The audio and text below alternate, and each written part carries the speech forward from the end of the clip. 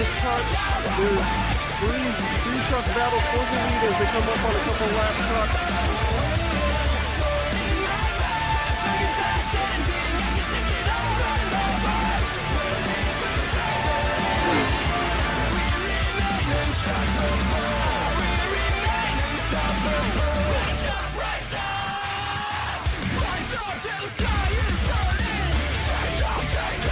Pearce is definitely not going to let him in. Here comes Sobczak, and he's going to take him 3 wide down to the line.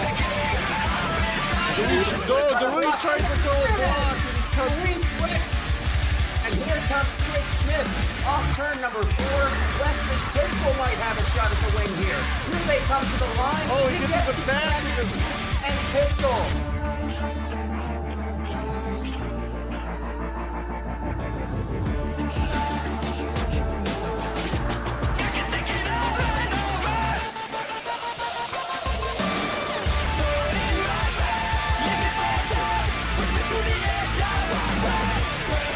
Sobczak on the back bumper of James Ray there, desperate for a win, desperate to get back into the championship. Oh, he gives him the bumper. Evan Pienta is going to come through to win it.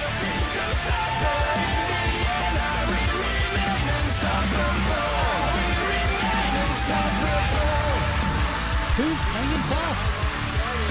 Oh, Jones is loose. He's going to drive up into him. Can Coots hang on to it off the corner? Coots gets it.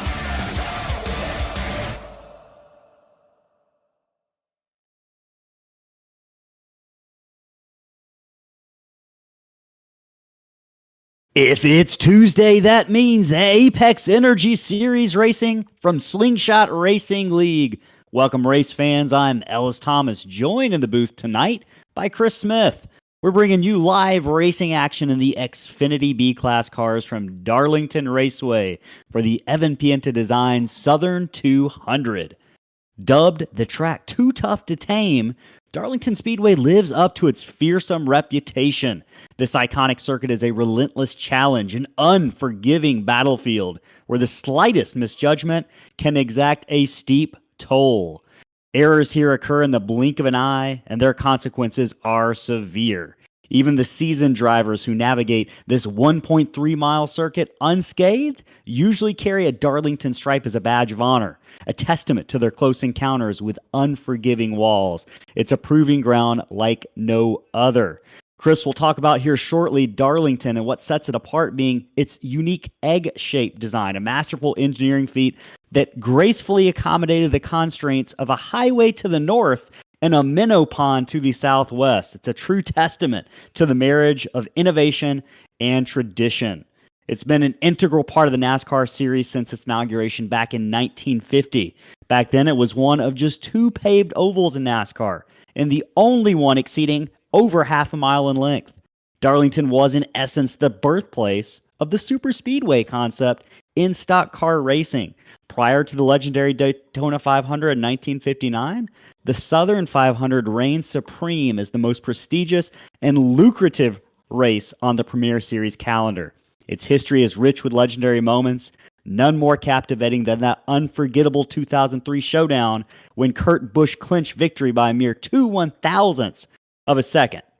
Chris, the original grandstands from 1958 are still in use today, and not much has really changed about this track since the beginning. It was a challenge then, and it's just as much, if not more, of one now for the drivers.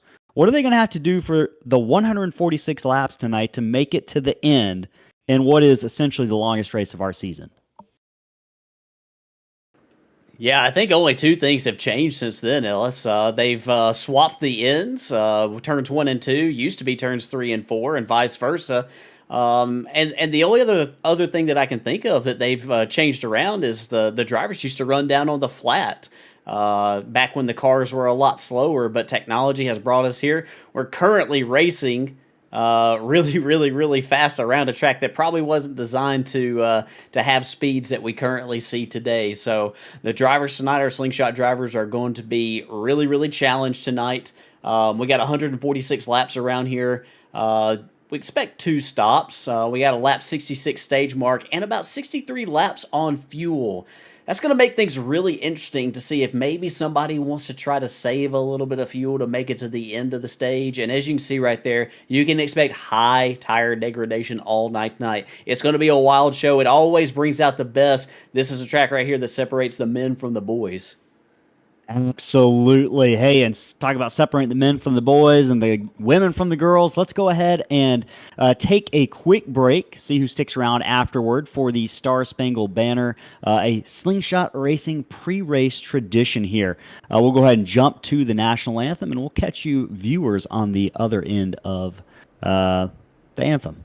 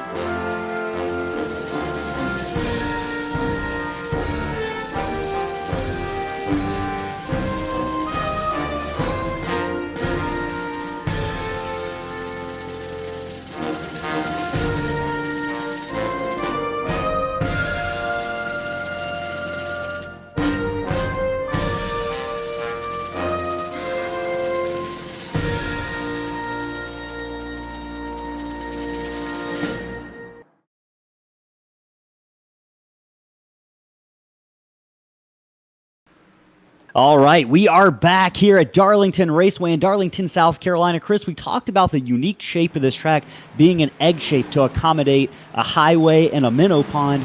We're going to take just a brief moment for the first time this season to do a lap around the track with slingshot racing champion Aaron Smith, who's produced tutorial videos for our drivers and to aid in their development, but it's also going to offer our viewers a unique glimpse into what it takes to get around the track. So we're going to go ahead and take a lap around with Aaron Smith and see what pointers he has for us.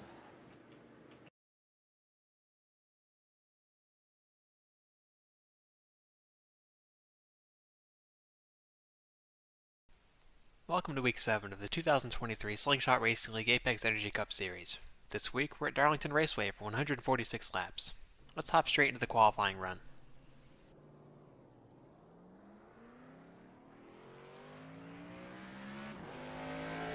As you work your way around the track to take the green flag, you'll notice that this surface is very slick on cold tires. Run your first lap at around 70% to build heat and try to farm as much momentum as possible out of turn 4 to take the white flag. Turn 1 will be difficult on your hot lap, but if you clip the apex and the dotted white lines as you lift off of the throttle, the transition should help you rotate the nose through the corner. You'll slide up in the center, but that's alright. Keep yourself at around half throttle before turning the car down the track and clipping the white lines again to exit turn 2. If you can begin turning down around the first set of Coca-Cola logos on the wall, you should be able to get a solid run onto the backstretch. Leading into turn 3, get hard on the brakes and enter the corner around the middle groove. Trail brake for a moment to get the nose settled, get back on the throttle, and aim for the dotted white lines at the bottom of the track. If you take it correctly, you should be able to build a huge run out of the corner to finish your hot lap. The wall comes up fast on both ends of the track, so you'll want to avoid apexing too soon at all costs. If you can find your turning points during practice, you'll be in a great position to start the race.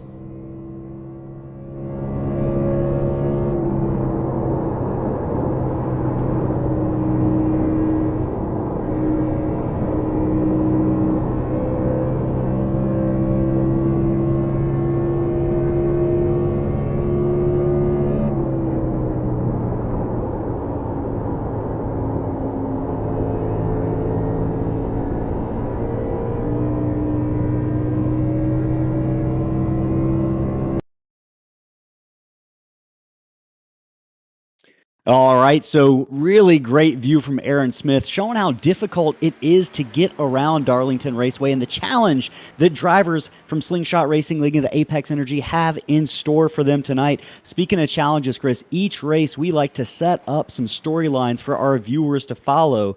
We talked about kind of the metrics of what this race is going to look like, 146 laps, 4 tire sets. But what are these drivers going to have to be dealing with tonight to get around this track? We're going to take a look at our stories to keep an eye on for this evening. And the first thing that comes to mind is you and I both raced on this track before, Chris. It's tight. There is very limited space to make passes. This isn't like Daytona where you can basically pass anywhere on the track. You've got to set up your passes. Where's the best place to pass for these drivers tonight if you're giving them advice?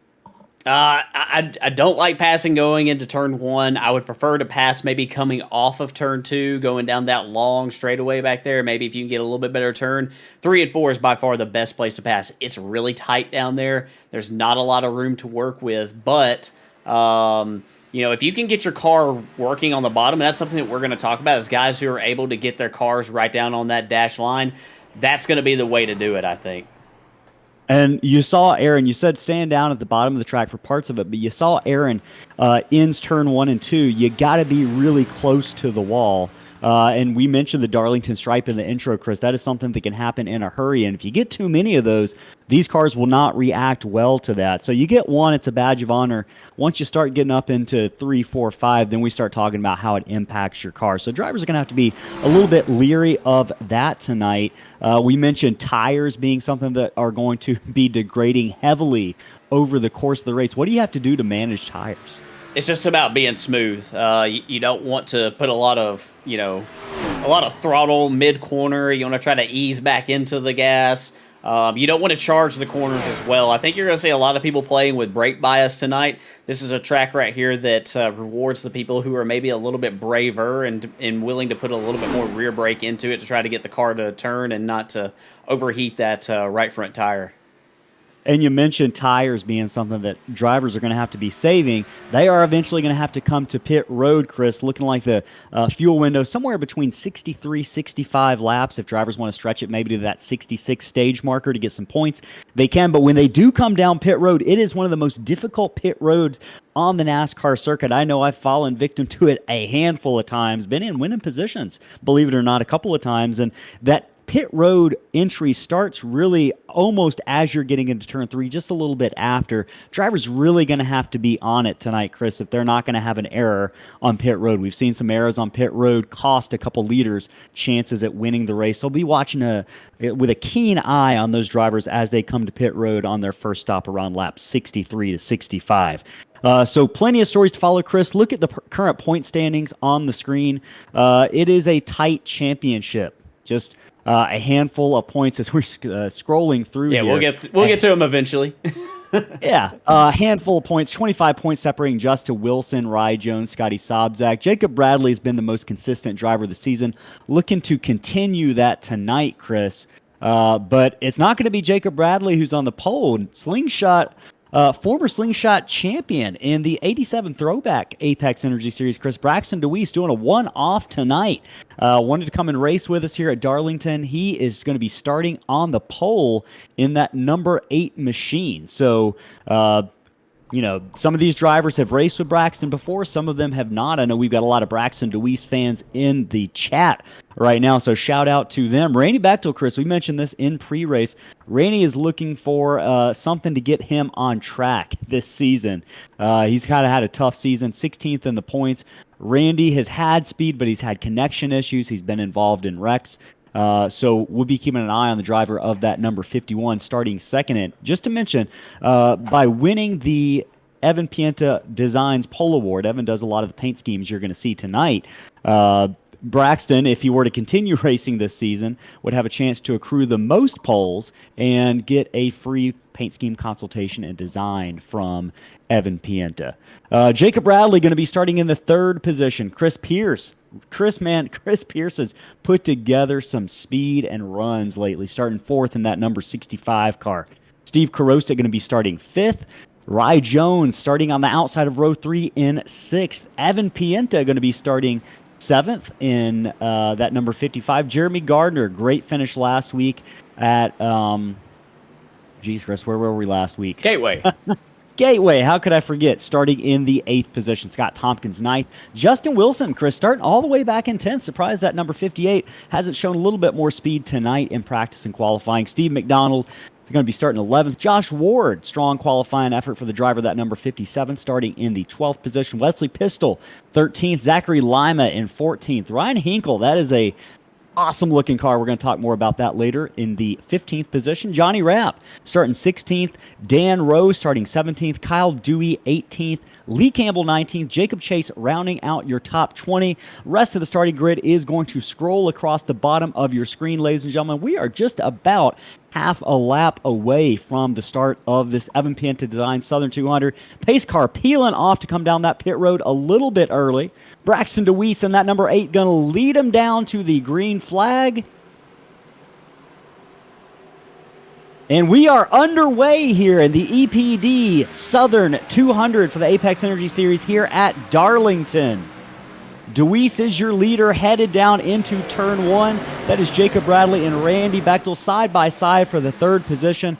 Several drivers side by side, but showing a lot of caution as they head. Oh, we got trouble. Scott Tompkins on the backstretch.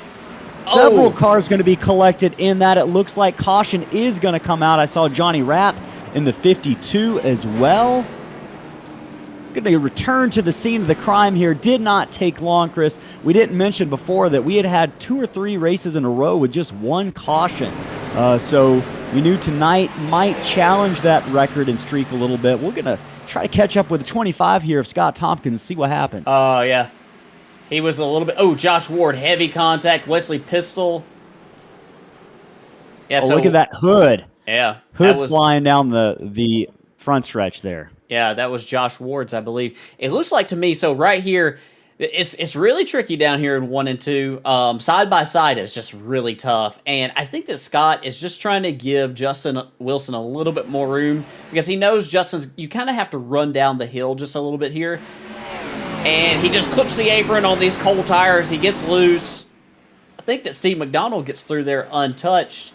Man, and yeah, Jonny Rapp might have had a little bit of contact with his teammate there of Chase Berry in that deal. We'll go back. Johnny might have gotten the most damage out of that. I know we saw the hood of that 57 fly off, but I'm just wondering how hard he actually hit that 25 to knock that hood off, because it just didn't look like he was carrying a whole lot of speed. Yeah, I misspoke. I said that was Chase Berry. That was actually the 33 of Kyle Dewey. Kyle made an abrupt move to try to miss I think it was Wesley Pistol right there, and got into Jonny Rapp. We'll actually ride on board with the 57 and see if we can see what Josh Ward saw in this deal. He's right behind Steve McDonald. He's got a good view of Scott Tompkins getting loose. Scott clips the apron right there. It just comes around on him. And, man, Josh has just got nowhere to go. Man, I'm surprised. I know the damage model is updated on these cars in the past couple of seasons, but I'm surprised it took as much off of that 57 car as it did. Bad break for Josh Ward in that number 57, along with Scott Tompkins. Wesley Pistol as well, getting caught up in this lap 1 incident. Right now, just resetting your running order. Braxton DeWeese is going to be your lead car. Randy Bechtel going to be starting second. Jacob Bradley in third. Steve Karosik is up to the 4th position. Chris Pearce down to the 6th position. Looks like we're scoring Evan Pienta in the 5th position right now. He's going to be starting.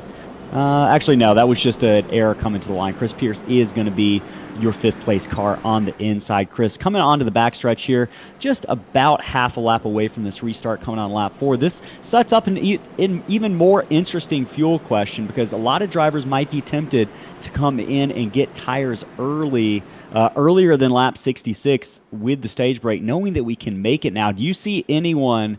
do you see this pretty much everyone staying out till lap 66, or do you think we're going to have some guys, play the game for the win rather than stage points?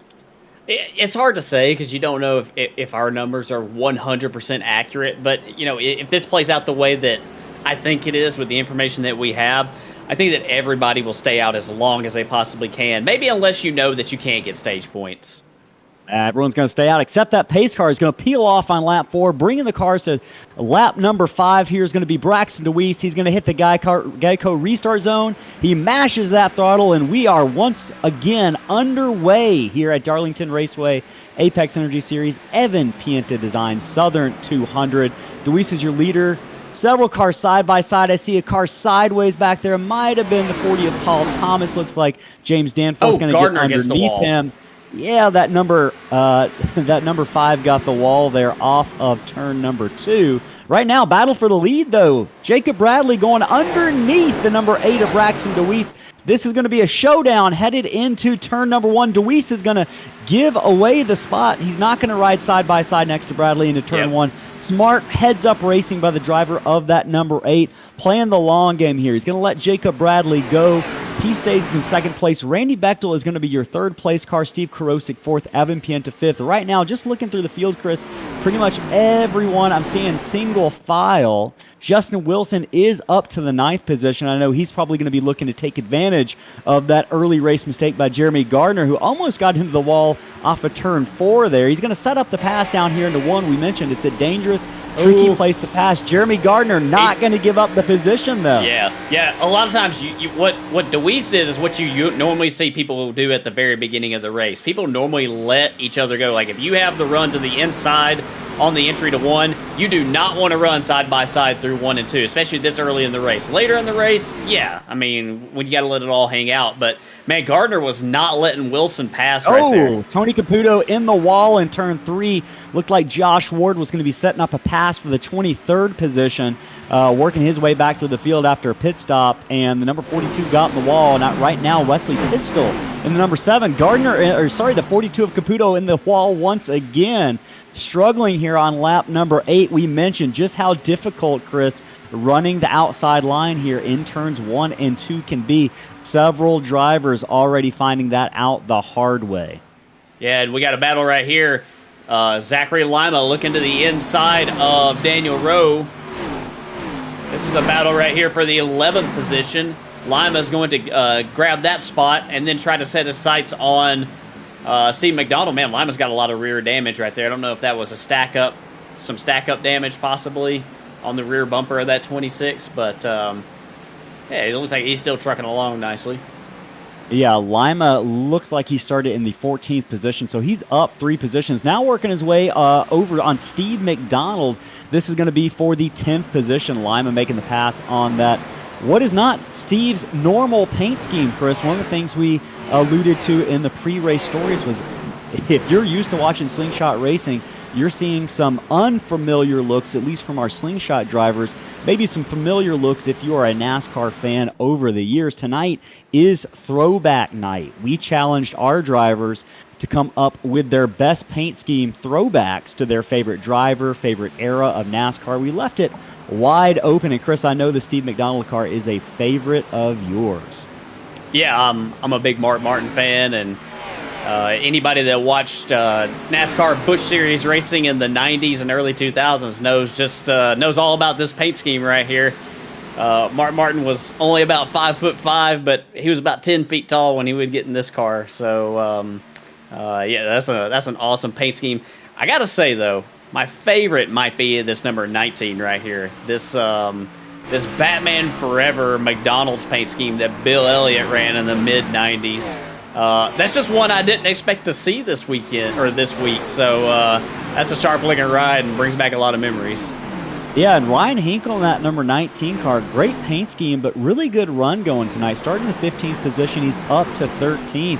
Ryan, top 15 run going tonight. We've seen him have moments of speed. He's had some bad luck. He's got caught up in several wrecks this season, not of his own making. So hopefully the driver, the number 19, can channel his bat senses and bat power. I don't even know. I think that's more Spider-Man, Chris. But hopefully he can channel some of those superhero powers into a nice run tonight and keep up that speed he's got right now. Here on lap number 13 of 146, we mentioned it's one of the longest races of the season. Jacob Bradley is still scored as your leader. Watching that battle right now, Ryan Hinkle getting worked over by Jacob Chase in the number 43.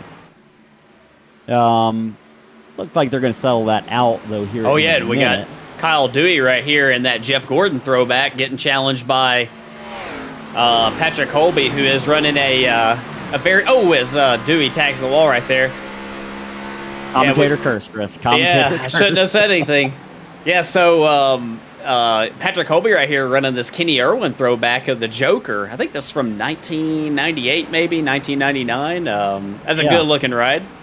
Yeah, and him and Dale Jarrett, Kenny Irwin and Dale Jarrett ran kind of rival paint schemes, both Robert Yates racing drivers. Dale Jarrett ran a Batman scheme that same year in the same race. And hey, guess what scheme Patrick Colby ran last season at Darlington and won the paint scheme throwback contest? He ran that Batman car. That's right, he sure did. We'll see if he has some similar luck tonight as drivers vote on what paint scheme was their favorite out on the track tonight. Looking further back in the field right now, I see we've got a battle going on there, looking like it's going on between Josh Ward, Lee Campbell, and James Danforth.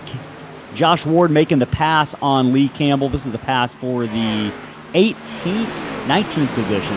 Yeah. Danforth going to set his sights on James Suggs. Yeah, and Josh Ward moving his way up through the field. I know that. Almost ran into the back of that happens here. You know, maybe one guy will let another guy go, and it causes a stack up. But I don't know if Josh Ward took his tires on that pit stop. I know he did pit to get a lot of damage fixed. And the car looks good. Looks like the damage is fixed. He was on pit road for 40 seconds. So if he unchecked his tires, he's making really nice progress. Yeah, you see him making that pass on James Suggs right now. That is a pass for the 18th position. Chris, right up ahead of them, we got a nice battle going on between Kyle Dewey and Patrick Colby. They've been swapping positions back here for the last couple of laps. That lap, Colby's going to get the better of Dewey. Dewey had gotten a run on him about a lap prior, but again, when you give up a position here, Danforth. And Dewey, Danforth is going to have a second save for a second consecutive week.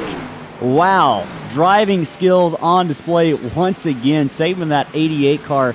James Danforth had contact with Kyle Dewey and just almost lost off the corner, but great job on the driver, part of that driver of the number 88. We'll go back and watch right here.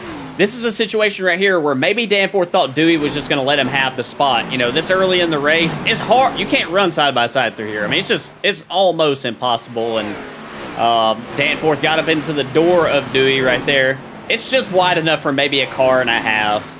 The racing groove is through there.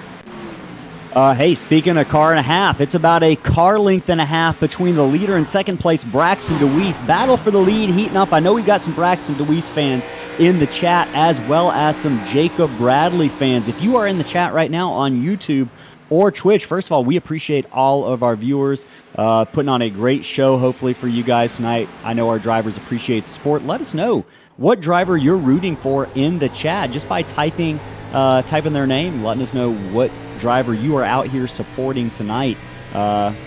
We appreciate every one of y'all right now watching this onboard camera with Braxton DeWeese. We got the metrics provided by Pearce Graphics here as DeWeese working on chasing down Bradley. We're going to get a good look here at the roll speed Braxton DeWeese is carrying through the corners. You can see it right there, Chris, just a little bit faster. Yeah, and you could hear him get out of the throttle mid-corner. That's not like a handling problem. I mean, none of the cars are driving great here. It's Darlington, but that's what you have to do in the middle of 1 and 2. Let's listen down here on this end, and you'll hear how he has to lift mid-corner. Lifting on entry, clipping that apron right there, get up on the wall, lift, and then get the run down. Like you're out of the throttle so long down there in 1 and 2. You don't really want to mash the gas, because mashing the gas, it just kills that right front. You're going to destroy your tires doing that down there on that end. So you almost got to treat that throttle pedal like it's got an egg sitting on top of it. Yep, egg throttle at an egg-shaped track right now. Lap 22 of 146 in the books. Jacob Bradley is your leader right in front of Braxton DeWeese right now. DeWeese running second. Again, it's a one-off for the driver, the number 8. Chris, we found out where that paint scheme came from. That 8, according to Chris DeWeese, I believe this is Braxton's father, by the way, last year's fan of the season. We'll talk about that opportunity again here in a minute, but that is a 1978 Dale Earnhardt Sr. late model stock car throwback. I knew I had seen that car. I think I had actually seen a throwback to that car at some point. It's a sharp-looking ride, and Yeah, it looks good. It looks really good. So did a nice job bringing that one out, and yeah, we'll see if Braxton. We'll see what type of pace he's got here on the long run. You know, past couple of weeks we've seen Jacob Bradley have good short run pace and long run pace, and we'll see if maybe Braxton DeWeese has got something for him this week. Yeah, right now, about 0.3 of a second back. Chris, the battle right now I'm watching is back in 6th place between 6th, 7th, and 8th. Chris Pearce has slid back 2 spots after starting 4th. Rye Jones is breathing down his throat, but Jones himself in that number 91's got Justin Wilson breathing down his throat. So you could throw a blanket right now over these 3 cars. I saw Rye Jones slip up a little bit off of turn 2 there. Yeah, you could really see how Justin was really rolling the center of 1 and 2, like that late apex coming off of 2. That's really what you got to do to be able to generate that momentum down that backstretch. You're going so fast down the backstretch here because turns 1 and 2 are so fast. I mean, you don't spend, you don't spend a ton of time on the brakes on entry to turn 1, and so you're going really, really fast down this back straightaway, and you got to be able to maximize that. And you could see how Justin was waiting to make that apex and to hit the gas, and his car looks like it's driving well. And one thing I'm seeing down here in 3 and 4, I think a lot of people watched the tutorial video that Aaron Smith provided. I'm seeing a lot of people running low down in 3 and 4, and I think that's the best way to save tires here.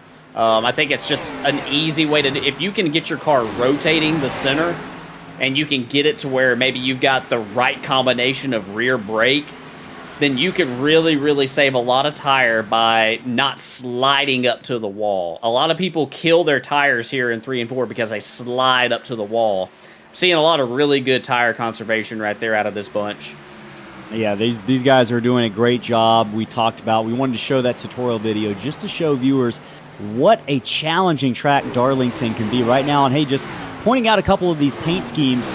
That number 58 is a throwback, Chris, I believe, to a Terry Labonte Kellogg's Frankenstein paint scheme as we watch him make that move for the 7th position underneath his Payday Racing teammate, Rye Jones. It is. Chris, I believe several other cars ran Universal Monsters paint schemes that season as well, if I am not mistaken. And this is a really good-looking one. And it just happens to match up with Justin Wilson's traditional purple and green colors, which I have to have a feeling is one of the reasons why Justin chose that. So, absolutely. Don wanted to know if that's the Frankenstein scheme. It absolutely is. It is, and I think that Terry's brother Bobby also ran one that season. I can't remember who else did, but man, NASCAR racing that's the year that made me a NASCAR fan, 1998. That was the year that I got hooked into it, and man, seeing a lot of these, there's a lot of schemes from 98 out here tonight. It's really cool to see.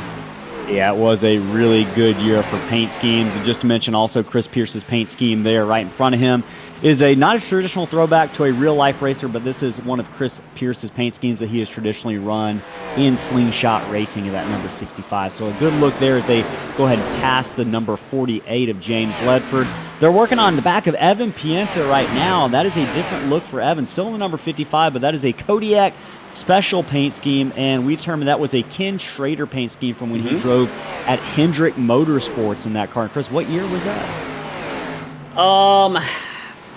This had to have been before the Budweiser, so I'm going to say probably about, this is just a guess, but I'd say probably like 93 maybe, 94, somewhere around there. I can't remember when Budweiser became the sponsor on Ken Schrader's car, but Kodiak was the sponsor before Budweiser was. It could have even been like well before that. Could have been, late 80s, early 90s. Yeah. So a really old, not really old, but, old by our standards of a lot of schemes we've seen from the 90s tonight in that number 55. And, hey, this is the Evan Pienta Designs Southern 200, and you're seeing a lot of cars painted by Evan Pienta. We'll feature some of those later on, but the first one is that number 55 you're seeing right now. Evan can hook you up. Find him on Instagram at Evan Pienta Designs, and he can get you a professional level wrap for an affordable price. So Justin Wilson and Chris Pearce into the wall. Turn number 3. That is massive trouble. That was actually turn number 2. And that is going to end the night likely for Justin Wilson now. And imagine Chris Pearce. We mentioned, Chris, this is a difficult track to make passes at.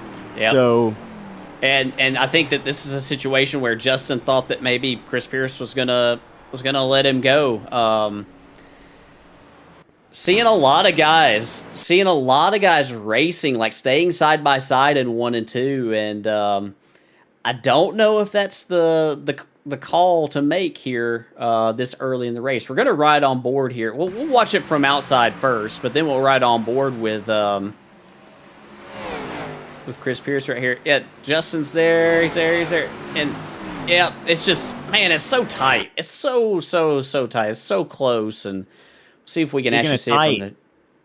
We got cars coming down pit road here, so not to cut off the replay, we can keep that up, but I'm just letting you know that cars are going to be coming down pit road here on lap 34. All of your leaders hit the pit lane, the very narrow pit lane. Jacob Bradley and Braxton DeWeese leading the pack as we continue to take an overhead look at that lap number 32 or 33 crash between Chris Pearce and Justin Wilson, our second place in points, by the way. Yeah, I mean... These guys are obviously two really, really clean drivers. Neither one of them makes a lot of mistakes. It's hard to look at that and you know, assign blame anywhere other than I think that maybe, you know, Justin assumed that that Chris was going to give him the position there. Yeah, absolutely. And neither driver willing to yield. Man, quick exit on pit lane from Jacob Bradley. I think he might have beat the number 8 of Braxton DeWeese off pit road, Chris. But interesting strategy call. Steve McDonald of that number 6 staying out on track. Going to claim the lead here on the cycle of pit stops on lap number 35. I bet he comes this time. Second. I think he's just going to lead his lap. Yeah, there he comes right now. I see him coming down pit road as we speak behind the number 53 of Eric Wright. So maybe a call to get a lap lead and a bonus point. Not a bad strategy by Steve McDonald. Every point matters right now. Jacob Bradley, Braxton DeWeese, Randy Bechtel going to come out third. Steve Karosik going to come out fourth. Evan Pienta is going to come out of pit road, finishing out the top 5. And Chris, I just want to mention this. Josh Ward, after that early lap 1 incident, he's back up to 7th place. So that 57's got some speed tonight, now being scored in the 6th position. Yeah, I mean, that's super impressive. Very, very impressive. And yeah, Josh is showing himself as somebody who, you know, is going to be somebody you're going to have to contend with tonight. Yeah, absolutely. Just want to go ahead. Just want to point out real quick. Apparently, in the chat right now, Beans and Rory say hi, according to Ellen. I just noticed that. I was about to say my cats are watching the race broadcast. So hi, shout out to the cats. I know Rory's a big TV lover. She's probably just staring at the TV right now. So appreciate them watching. Everyone in the chat right now. Brendan Garvey says, let's go Matt Kuntz and Nick DeCesare. We got some very racing motorsports fans in the chat. We got John Rapp, Johnny's dad, rooting for Johnny to get back in this race. Don Hilbrins, as always, watching. And Chris DeWeese, we appreciate you. Bob R, 7002, another Johnny Rapp fan. We got some folks in the Twitch chat. We got Kyle Dewey. We got AF Pops. Twisted Logic, as always, tuning in. We appreciate every one of those people, as well as Speed Strat, who says Kyle Dewey is going to skip new tires until he's sliding around on the old ones. So hopefully Kyle doesn't do that, but you never know. Hey, let's talk about this 52 paint scheme right here. You talked about a scheme that I liked. Now, I bet this is a scheme that you're a big fan of right here. This was one of my favorite schemes growing up as a kid. This was the number 42 of Jamie McMurray, as Larry McReynolds from Birmingham, Alabama, not too far down the road from where I grew up said. But Jamie McMurray, great little race car driver. Love that Haviland paint scheme. I believe was that 2003, 2004. I think it's 2003. I think this was his rookie year. They ran that scheme before they put the big battle star back on it. Absolutely. Which is how it should be. You know, let's be real. You know, I like that red and black scheme, but I don't mind this one either. And speaking of battles, we got a battle brewing for the lead. Pace car leading the cars down into turn 3. Jacob Bradley is your leader off pit road. Braxton DeWeese is going to be second. Chris, we've seen these drivers neck and neck all night. Jacob Bradley waiting to get into that Geico restart zone painted in blue. When he hits it, he can mash the throttle and lead us back to the green flag. We'll see how early he goes. There it is right there, right halfway through it. Bradley gets a great jump on the field. He's going to lead Braxton DeWeese into turn 2. The battle is between Randy Bechtel and Steve Karosik in third, side by side. Karosik going to let Bechtel right in front of him. Several drivers, Chris, you can see it. They must have been listening to the broadcast and taking your advice because they are getting single file very quickly. But you also got to look at drivers like Rye Jones, who are taking the opportunity in 7th place to make a pass on Josh Ward. Pass him while you can is the saying on these restarts in the Apex Energy Series. Rye Jones doing a masterful job in that Matt Kenseth Crown Royal throwback scheme. I believe that was probably, 2007 maybe? Or am I a little bit early on that one? I think you're a little early because I think Jamie still had it at that point. Okay. So I want to say maybe like 20... Whenever Jamie went to, I would say like 2009, 10, whenever Jamie went back to Ganassi. But I want to bring up something real quick about Josh Ward. Josh Ward did come to pit road that time, but he was only in his box for about a second, which tells me he took tires on that previous stop when he got all of his damage fixed. Yep. So you're going to see him slide back here on this stint here, but that's okay. I think that Josh has plenty of speed. I just think that he is trying to do really loose off the corners, Josh Ward in 57. A great move by Ryan Hinkle to avoid him in that Thunder Batman car right there. Yeah, so I think that Josh is going to slide back here on this run right here to he's going to pay the price because he wants to hold on to that set of tires. As long as he doesn't get wrecked in the process, if I'm Josh, like, don't try to run with these guys. Like, don't try. I know that's your competitive spirit, like you want to do that, but can't try to run with these guys right now. You just got to try to fall in line, get what you can get at this point.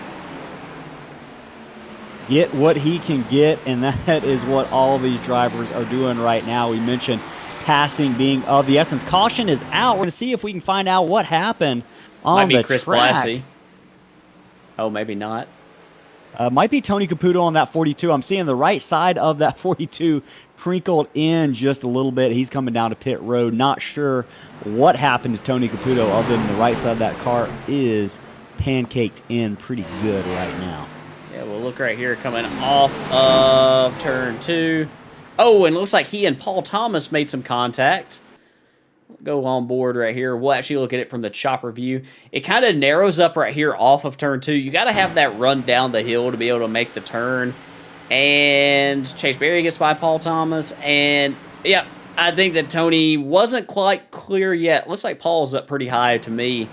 And wasn't quite clear of the 40 car. And, wound up looking head on into the wall there. So yeah, and that outside line, really tough. If you are on the outside, you got to slow down. You got to be very careful if you're not going to pancake your own car on the outside. That exit at turn 2, incredibly tough.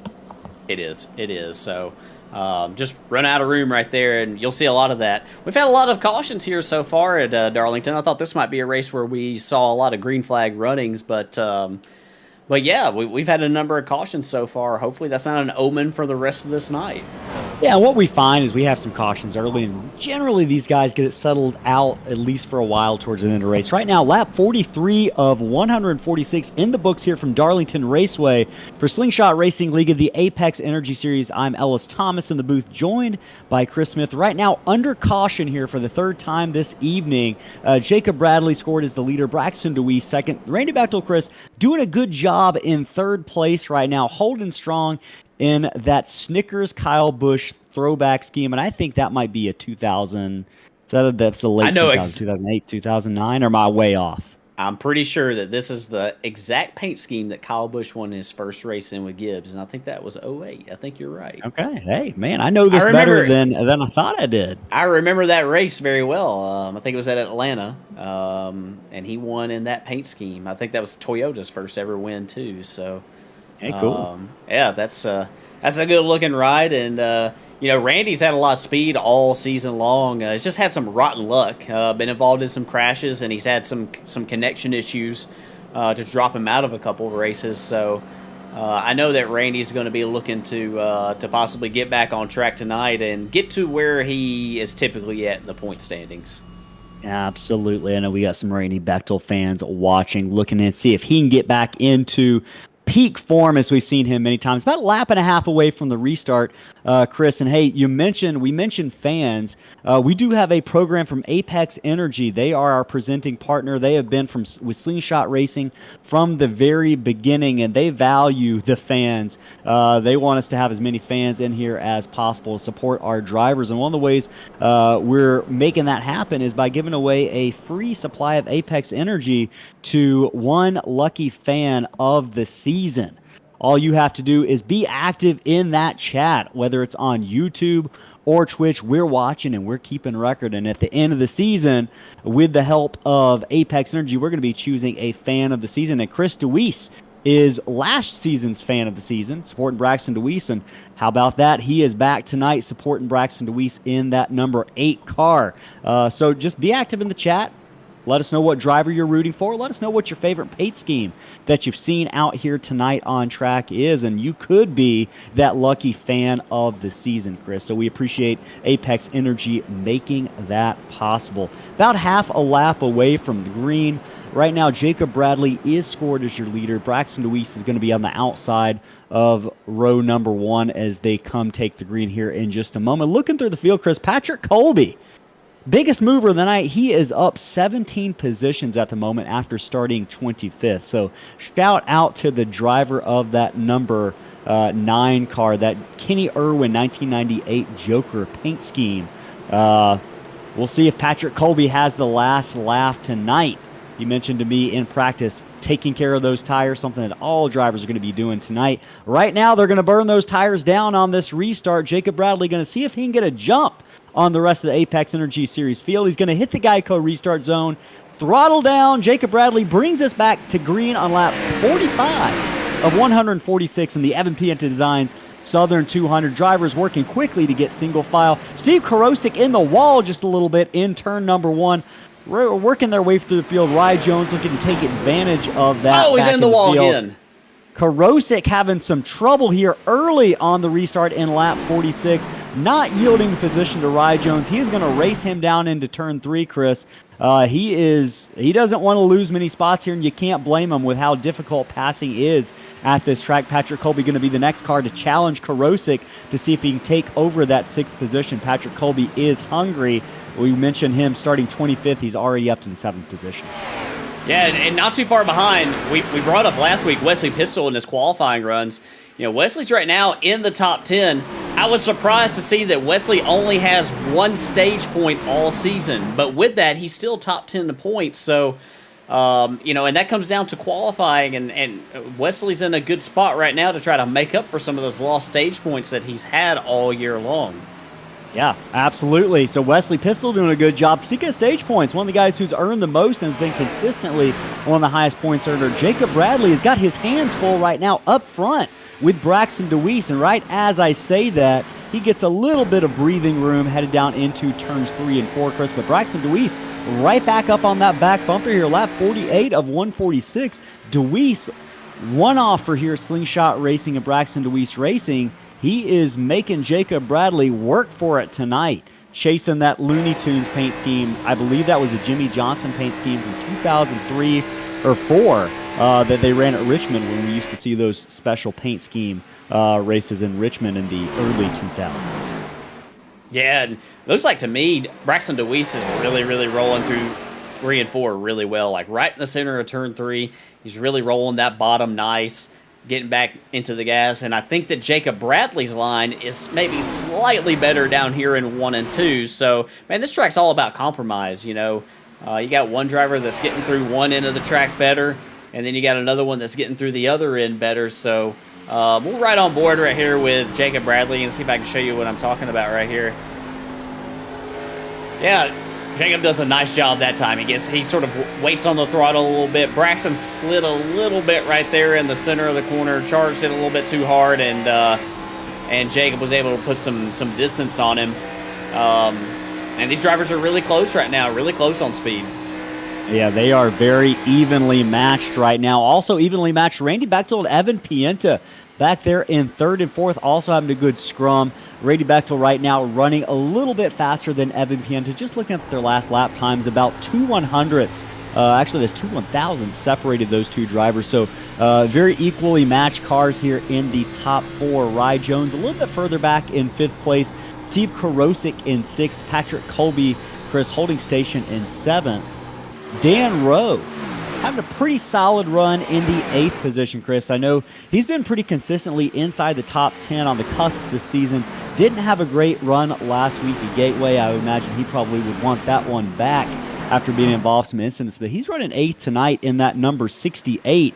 And I hate to put you on the spot, do you know what that 68 is all about? I do not. You're going to have to help me out. I'm not either. Maybe if someone's watching in the chat, they can let us know. I know we got some paint scheme experts out there tonight. Doug Middendorf says his favorite paint scheme is that Earnhardt Special Weezer car. I believe that's referencing one of those rock and roll paint schemes that they drove at Richmond several years ago. Yeah, I don't know about that one right there. I don't remember Daniel posting about. Yeah, I'm not sure either. Yeah. We'll have to ask him at some point. Hey, you never know. We might be able to ask him after the race if he finishes in the top 3. Right now, just looking through the field at close battles, you got a good little scrum going on for the 10th position and 11th position, all the way back to 12th, Chris. This is going on between James Danforth and Josh Ward. Ward going to get by James Danforth here. And Ward has put he had enough of that earlier on that last restart. I think he's went ahead and put his second set of tires on. Now with Josh putting that set of tires on right here, I think that he's got to hope that this thing goes green. Got to hope this thing goes green as long as possible, even green to the end, because he's used up one more set of tires than everybody else in the field here. So. Unfortunately, that incident kind of put him in a box early on there. Yeah, well, he has got his speed back, got his mojo back for now. Now almost on a similar strategy as the rest of the drivers. And hey, a quick correction in the chat. I thought Doug Mindorf was talking about a Dale Earnhardt Jr. Special Weezer scheme. Weezer is Chris DeWeese's nickname. So yeah. I was thinking maybe the Stain the paint band. scheme. I think that Dale Jr. ran one of those rock and roll paint schemes at one point, but not a Weezer paint scheme. So, he says contact! Yes. Josh Ward in the wall. Zachary Lima. Josh Ward, Zachary Lima, lap number 56 of 146. Oh no! Scott Tompkins just piles into the accident here. I think Jeremy Gardner was also involved. Man, that was an unfortunate situation. Yeah, I don't know if the caution wasn't called. We're going to see if we can take a look here at what exactly happened. I think that between these drivers. I think Josh Ward, he just was not quite clear of the 26 of Lima. It's almost like he's trying to do a slide job in a way here, and he just doesn't quite clear him. And caution's out here. You can see the lights. And yeah, I mean, it's just so hard to see. I mean, it's just really hard to see. We're gonna ride on board with Scott Tompkins here. You can see like the banks are high. I mean, these tracks would have really high banking. It's hard to see way out in front.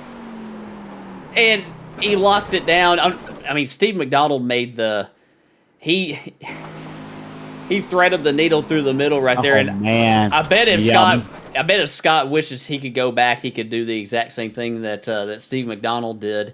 I think that car just did not turn. You said he locked it down. I think once he locked it down, that car, no matter how much he wheeled it to the left, was not going to make it as far to the left as he was going to need. So Don Hilburn says, what a view. I absolutely agree. Look at Steve McDonald threading the needle there. Great move by the driver, that number 6, driving it just like Mark Martin would have driven it, Chris. I know you would have been proud of that move. So right now it's going to put Scott Tompkins on pit road.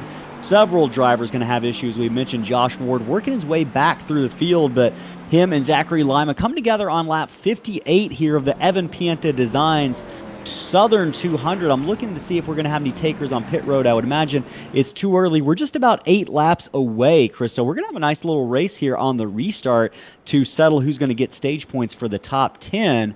Not seeing any leaders coming down pit road. A couple of takers. That's Zachary Lima, who was involved in that wreck. James Suggs as well. We're going to talk about James Suggs here shortly. But right now, Chris, I think it's a good opportunity to hear from our presenting partner of this race, Evan Pienta Designs. So let's take this moment under caution here on lap 59 to grab a word from our partners who make all of this racing possible.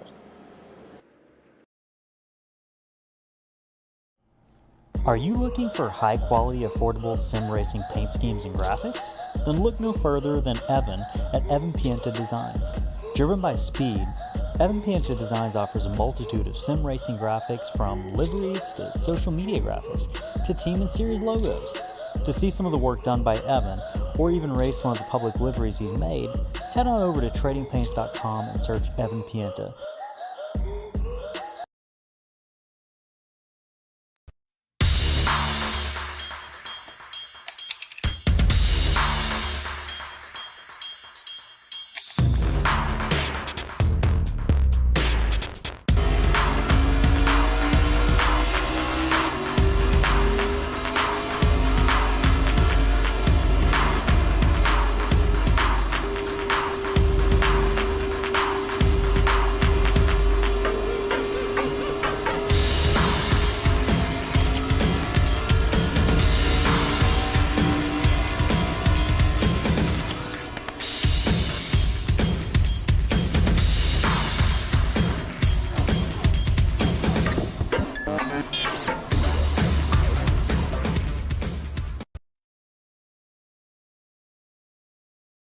Looking live here at Darlington, South Carolina, Darlington Raceway, Apex Energy Series race number 8 of 15. I'm Ellis Thomas, joined by Chris Smith in the booth, about half a lap away from green flag action, returning here for the Apex Energy Series. Chris, coming off that lap 56 incident, Josh Ward, Scott Tompkins, Zachary Lima, Braxton DeWeese is going to be scored in. Is he being scored as the leader right now, or is Jacob Bradley? Jacob Bradley's going to be your leader. He's the control car. He's going to bring him to green here in the Geico restart zone, just about 6 laps away till we award stage points to the top 10. So definitely some pressure here for these drivers. Jacob Bradley hits the Geico restart zone. We are green once again. Bradley jumps out to the lead. Braxton DeWeese going to slide into second, Randy Bechtel third. Evan Pienta trying to hold off Rye Jones for the 4th position. This is the highest Jones has been all night long after starting in the 6th position. Evan's Looks in the like wall. Evan got the wall off of turn number 2. It's going to open up the door for Rye Jones just a little bit more. Steve Kurosik looking, just waiting, biding his time. Evan Pienta fighting back on the outside in turn 3 and 4. Chris, this is something we've seen be a dangerous move all night. Drivers Let's going see what side happens by here. side into these corners. They're going to do Evan's the going to same race thing. him in. He's going to call the 91's bluff, and you see Rye Jones gets a little bit loose there. He's going to pay the price. Evan Pienta going to live to fight another day. Kurosik in the wall. Right behind them, looks like Dan Rowe and Patrick Colby having a little scrum back there in the 7th position. Joker car working over that number 68 right now. I know we got some big fans of the Joker car. Don Hilbrun's who's watching. Don, we appreciate you tuning in every week. I know you like that number 9 scheme, so we'll keep an eye on Patrick Colby. Right now, he is going to settle in behind the driver of that 68, Dan Rowe. Behind them, Wesley Pistol and James Danforth having a good back and forth with the number 7 and 88. Looks like they're going to settle that out. Just looking at the field, see what action we can find to follow that is the closest on track. Chase Berry, Chris, this is back in the 16th position. Right now working over Lee Campbell and Chase, sorry about that, Jacob Chase in the number 43. Chase Berry started 26th on the evening, so that knee car, as we watch the 43 of Jacob Chase in the wall hard. Right behind him, but man, I love this view you got right now, Chris. We Focusing cars in the wall on the backstretch here. Jacob Caution Chase. going to be out. Jacob Chase, Chris, we saw Daniel that Berg. one coming for a minute. Dan Berg and Jacob Chase. Oh, man, that Sterling Marlin throwback is wadded up. See if we can see what happened. Jacob think it Chase started just with the- loosed Yeah. off the corner. Yeah, Jacob was having trouble all the way back there in the middle, like on entry to turn Oh, 1. man, so many drivers avoided this. Oh, man, I want to get an onboard. I know we're going to look at some other views first, but we got to get an onboard of James Ledford in the 48, I believe, that somehow made it through all of this. But you mentioned it, Jacob Chase in the 43. We saw him having trouble in turns 1 and 2. That trouble continued into turns 3 and 4, and it never got any better, and he just crept down on Dan Bergen, that number 27. Yeah, I see Chris Blassie up there, Jeremy Gardner, James Suggs, Patrick O'Toole. They're all drivers that are going to have to avoid all this some way, somehow, and they've managed to do it. Great job by those guys. Absolutely. This is a great view. I would not. I think there was definitely some Code Brown situations and some holding some breath as these drivers went through there on lap number 64 of 146. Chris, I'm not seeing any takers on pit road. It is open, I believe. Jacob Bradley, the rest of the leaders are going to stay out. They're going to settle for stage points. This is lap 166 now, and these drivers are going to be awarded those stage points coming to the line here in about half a lap or so. So if things shuffle out as they would appear, Jacob Bradley's going to get 12 points for winning the stage. Braxton DeWeese going to get 9. Randy Bechtel is going to get 8. And then we just go all the way down to 1 point. James Danforth for 10th position. So great job by a lot of those drivers missing that lap 64 wreck, Chris. And we mentioned it. We've seen a lot of side-by-side racing, whether it's initiated into the corner or maybe a faster car trying to move by a slower car having trouble. Anytime you're getting these cars side by side here, you are taking a chance. And I know it's racing. You got to get side by side, but this is why they call her the Lady in Black. She takes no prisoners, and we're seeing that play out live here on lap 66 of 146 for the Evan Pienta Designs 200 from the Apex Energy Series, race number 8 on the season. Looking at several of these paint schemes we've covered tonight. Just looking through the field. Yeah, go ahead, Chris. Yeah, and Jacob Bradley, taking those 12 stage points, and we talked about how many that he's been able to accumulate over the course of this season. One driver that didn't accumulate any points is the driver of the number 20, James Suggs.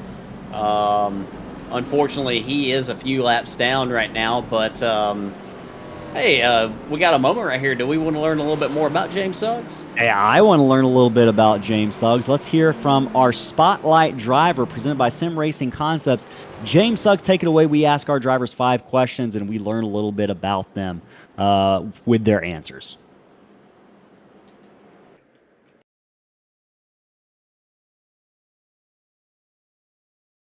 Hello, my name's James Suggs. I'm the driver of the number 20 Ford Mustang, sponsored by Woo Woo Garage out of Piney View, West Virginia. Now, when I'm not sim racing with my buddies, I'm a collision tech by trade and a fabricator. As far as vanilla or chocolate ice cream, I kind of would like them twisted together, to be honest with you. First racetrack I remember going to and seeing a race would have been Myrtle Beach Speedway about 1970. Favorite condiments on a hot dog? It's chili and mustard. That's just all there is to it. And my favorite sim racetrack is Old Atlanta, for sure. So, hey, thank y'all for coming by and visiting us at Slingshot Racing, and hope y'all enjoy the race.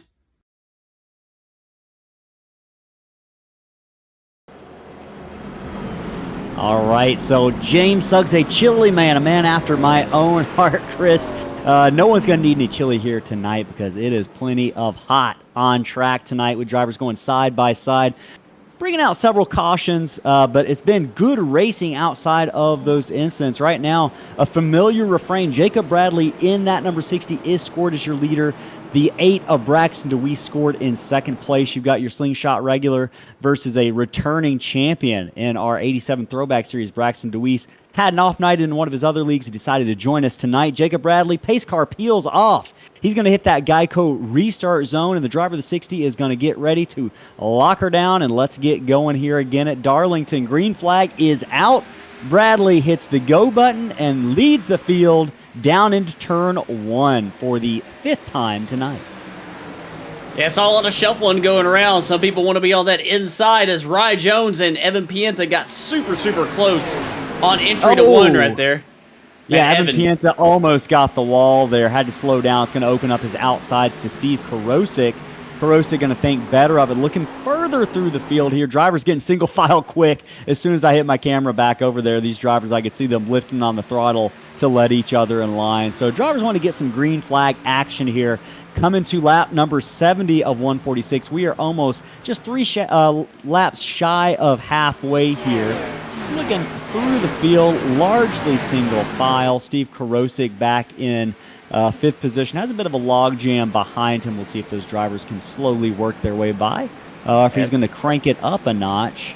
Let's give a shout out to Lee Campbell right now, running P12. Great run tonight for the driver of the number 14, and looking like he's holding a pretty well out there. Yeah, I know Maddie Campbell is watching the chat. She is rooting on Lee in that number 14 special Kyle Larson paint scheme tonight. He is doing a good job, and we mentioned it. Lee is, if he could have a nickname, I might call him Old Faithful, because he's here every week. He's cranking laps, and he's just doing a good job, and you can always count on him to be respectful.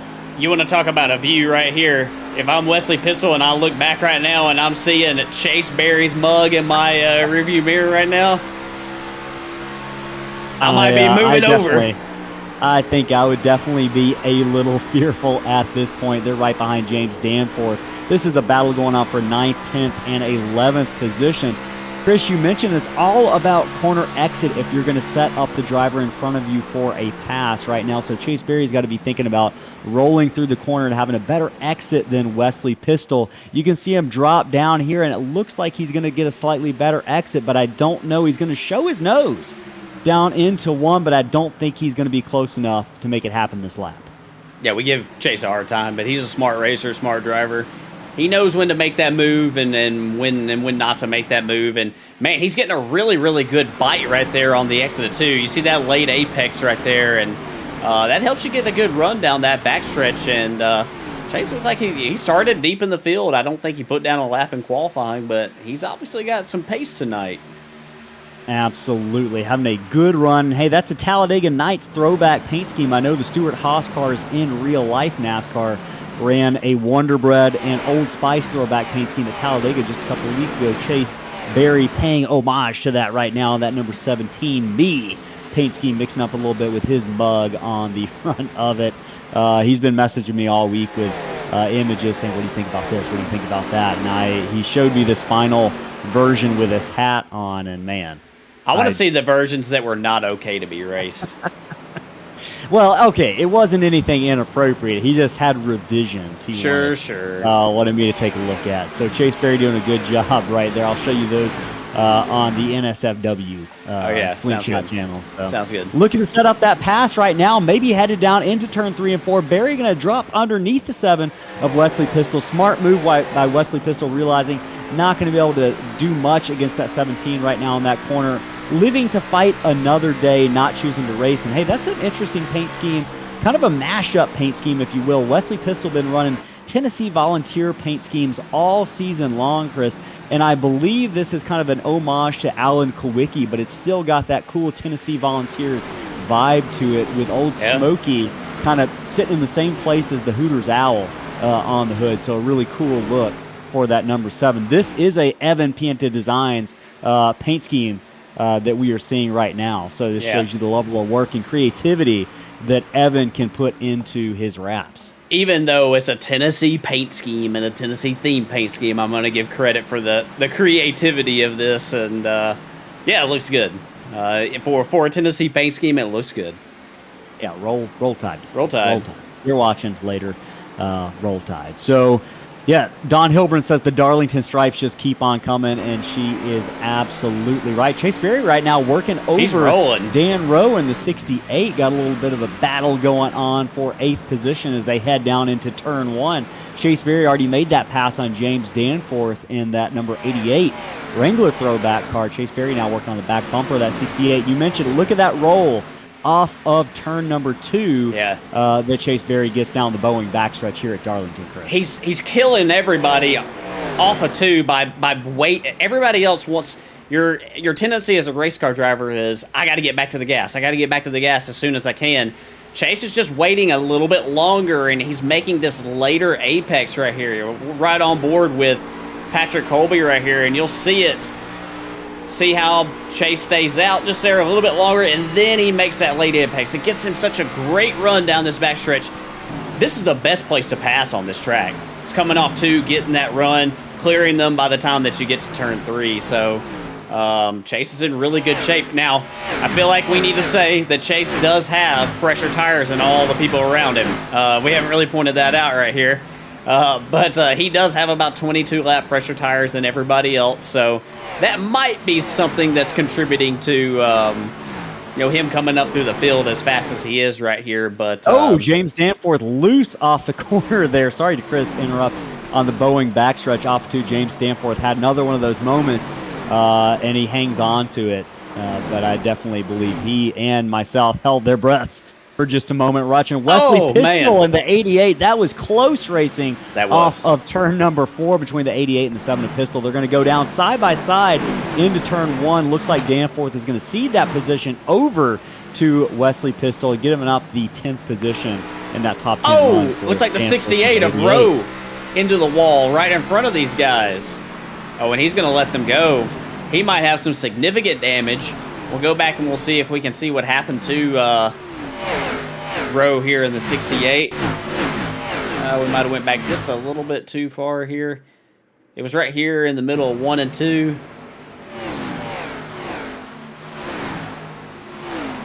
Oh, he's just tight. He couldn't get the car to turn to make that second apex and hit the wall pretty hard. Hopefully the damage is not significant.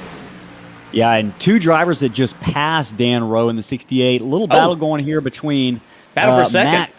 Battle for second going on. Randy Bechtel and Braxton DeWeese. Braxton looks like he's really slow on the front straightaway. Had some contact. Maybe let's see if we can take a look. I don't know. Maybe he just slowed down getting into turn 1 to be safer rather than sorry. But he's going to give up 2 positions in just a set of corners there for the driver of that number 8, Braxton DeWeese. So right now, that's going to slot Randy Bechtel into second place, Ryan Jones third, Braxton DeWeese fourth, Chase Berry. Chris, you mentioned he's on fresher tires, but he is definitely making his way through the field, taking full advantage of that fresh Goodyear rubber here on lap 84 of 146. Did you catch what happened to DeWeese?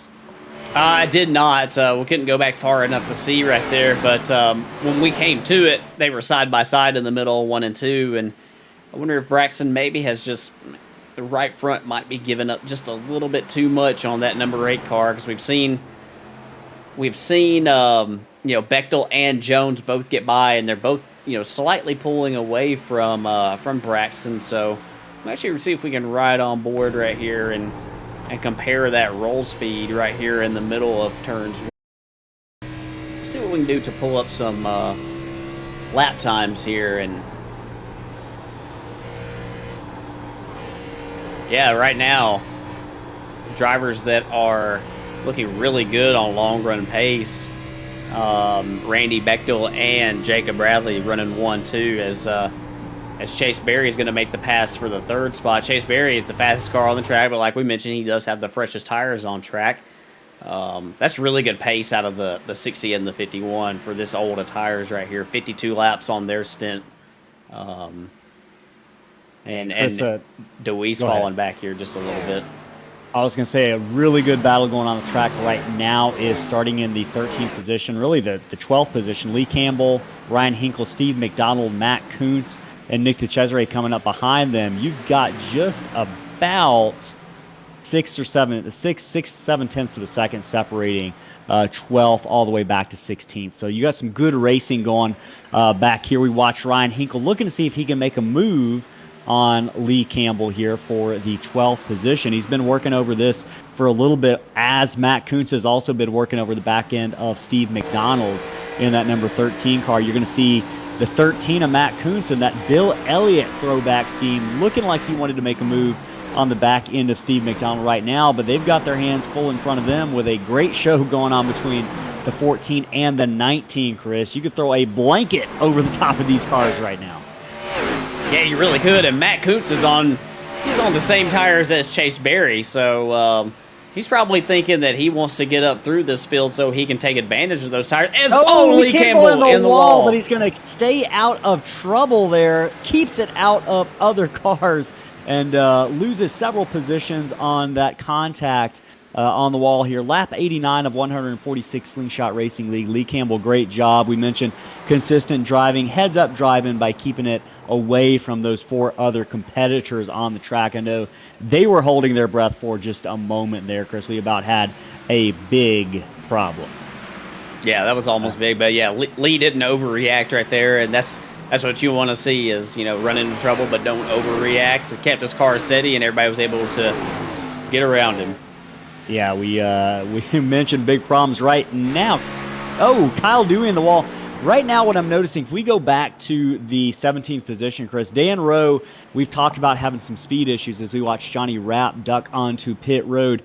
I think Dan Rowe is running some of these corners really slow, and Kyle Dewey in that number 33 came up on that 68 in a flash, and we had a almost major incident. Kyle Dewey kept in the wall. He gets into the wall once again, trying to go high on the 68 of Dan Rowe. They're going to give me a panic attack here, ladies and gentlemen, but that strong 0 car in the wall again.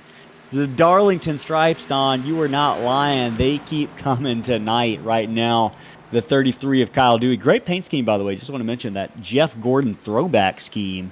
I think, was that a scheme, Chris? Do you know if that was 98? This was 97, and I think it was run in the Busch Clash.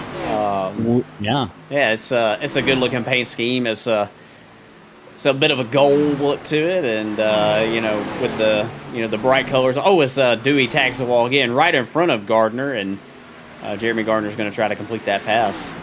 Commentator starts going on. Dewey's coming to pit road. Yep. On that. He has seen enough. Lap number 92 of 146, Chris. That number 33 coming down pit road. Hey, quick trivia question for you. It is throwback night, so I wanted to test your skills. I know I'm putting you on the spot with this question, but I think it's a question you might be able to handle.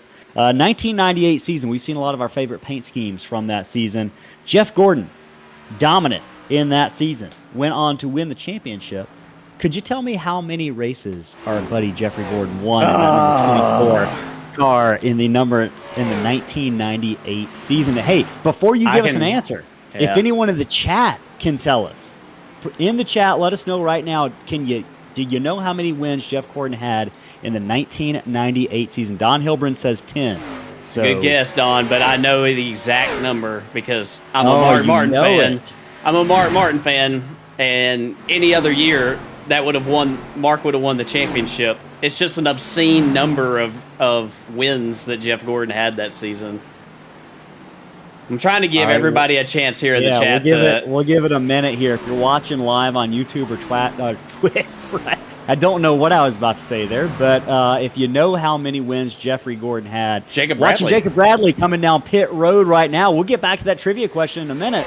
Coming behind Paul Thomas, Jacob Bradley's had some scary moments on pit road. He's going to have to navigate behind a slower car of Paul Thomas on an already difficult pit road. But that is your leader coming down pit road. Randy Bechtel and Chase Berry will inherit first and second, Chris. We mentioned Jacob Bradley has had trouble on pit road in previous races at Charlotte that cost him a chance at the win. Right now, it looks all good on this lap number 96 pit stop so far for Jacob Bradley. Yeah. And Randy Bechtel and Chase Berry coming in right behind him on this lap. Chase Berry almost ran into the back of Randy Bechtel as Eric Wright was coming to pit road right in front of those guys, but they safely avoid trouble right there. And I think that Jacob Bradley had to come to pit road. Was seeing some other guys make pit stops. Karosik, he's been on pit road. Braxton DeWee's been on pit road. Once that door is open, and now everybody can make it to the end on fuel with how many laps that we have left here. And we do have somebody who has guessed correctly in the chat, Ellis. Yeah, we got two people who have guessed. Don Hilbrand. Don, you changed your answer. Come on now. You had 10 originally, and she changed her answer. Steve Bradley and both Don. What's the correct answer, Chris? It's 13. 13 wins in that season. Brought up before, I was a big Mark Martin fan growing up, and Mark won 7 races that season, and going off of the old point system, any other year, the amount of points that Mark Martin got in that season would have won any championship in any other year previous to that. I think he had something like 27 top fives that season or something like that. Like, he ran insane, but Gordon had like a season that nobody has ever had or nobody will ever duplicate ever again.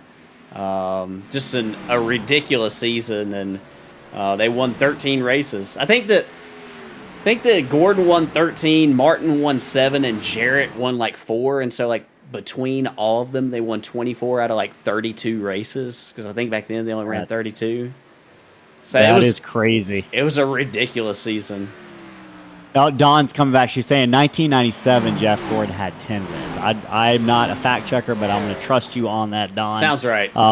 Yeah, that sounds about right for Jeff Gordon in those late 90s. So that was a year off. She was a year off first. Okay, I see what she's saying. So good job, everyone. We appreciate y'all participating in that little fun trivia. Good job, Chris. I know I'll put you on the spot, but I know you're an expert, so I knew you would know it. And I didn't mean to bring up any PTSD or trigger any emotions related to Mark Martin's lack of a championship there. But right now, a championship leader, Jacob Bradley, scored in 8th position after his lap number 98 pit stop. We're on lap 101 here of the Apex Energy Series Evan Pienta Designs Southern 200 night race here at Darlington Raceway in Darlington, South Carolina. I'm Ellis Thomas, joined in the booth tonight by Chris Smith. Matt Kuntz is your leader in the number 13, Chris. Another great late 90s throwback here. And he's coming to pit road this time with his teammate Nick DeCesare. I wondered if those guys maybe are just going to try to run as long as they could and hope for a caution. But they've decided that they are not going to do that, and they're going to come to pit road now. But that gives the lead to Patrick O'Toole in the 44. Yeah, let's give a shout out to Mr. O'Toole in this number 44. We know, and every slingshot driver knows, our buddy Patrick is a huge Terry Labonte fan, and he is sporting a Kellogg's throwback scheme. Not necessarily a Terry throwback scheme, but he got really creative with Evan Pienta Designs to come up with this vintage cornflake box throwback. So really cool vintage scheme that your leader Patrick O'Toole is sporting tonight in that number 44. Yeah, it looks making good. Me hungry for some cereal. Yeah, and he can go a little bit longer here. He's only got 37 laps on this stint right here, so he might try to run it out and hope for a call. Nope, he's coming to pit road this time. As soon as I say that, every single time, they just come on in. I want one of these guys that maybe, is running, outside the top 10, top 15 to try to, do something a little bit different here. Chris Blassie, he might be the guy. He's staying out right here, and he can go a long ways. And hey, why not? If try something here, and caution comes out, you gain some track position because you know that Jacob Bradley, Rye Jones, Randy Bechtel, they all are going to come back in because they've got another set of tires laying in the pits. Yeah. Chris, I think I found our strategy, friend. And it said the driver, that number 68, and you tell me if I'm wrong. You know I'm terrible at strategy. My critical mind when it comes to racing is not great, hence why you're our analyst and I'm the play-by-play guy. But Dan Rowe has 69 laps on that tire, one more than his car number. Do you think Dan Rowe is saving tires for a late race restart, potentially? I'm looking. I've seen him on pit road once, so he is only taken. He's got 2 more sets of tires. I'm not sure. But I don't know if that's going to pay off because I just don't know how much longer he can go on fuel. He's going to have to come to pit road here at some point.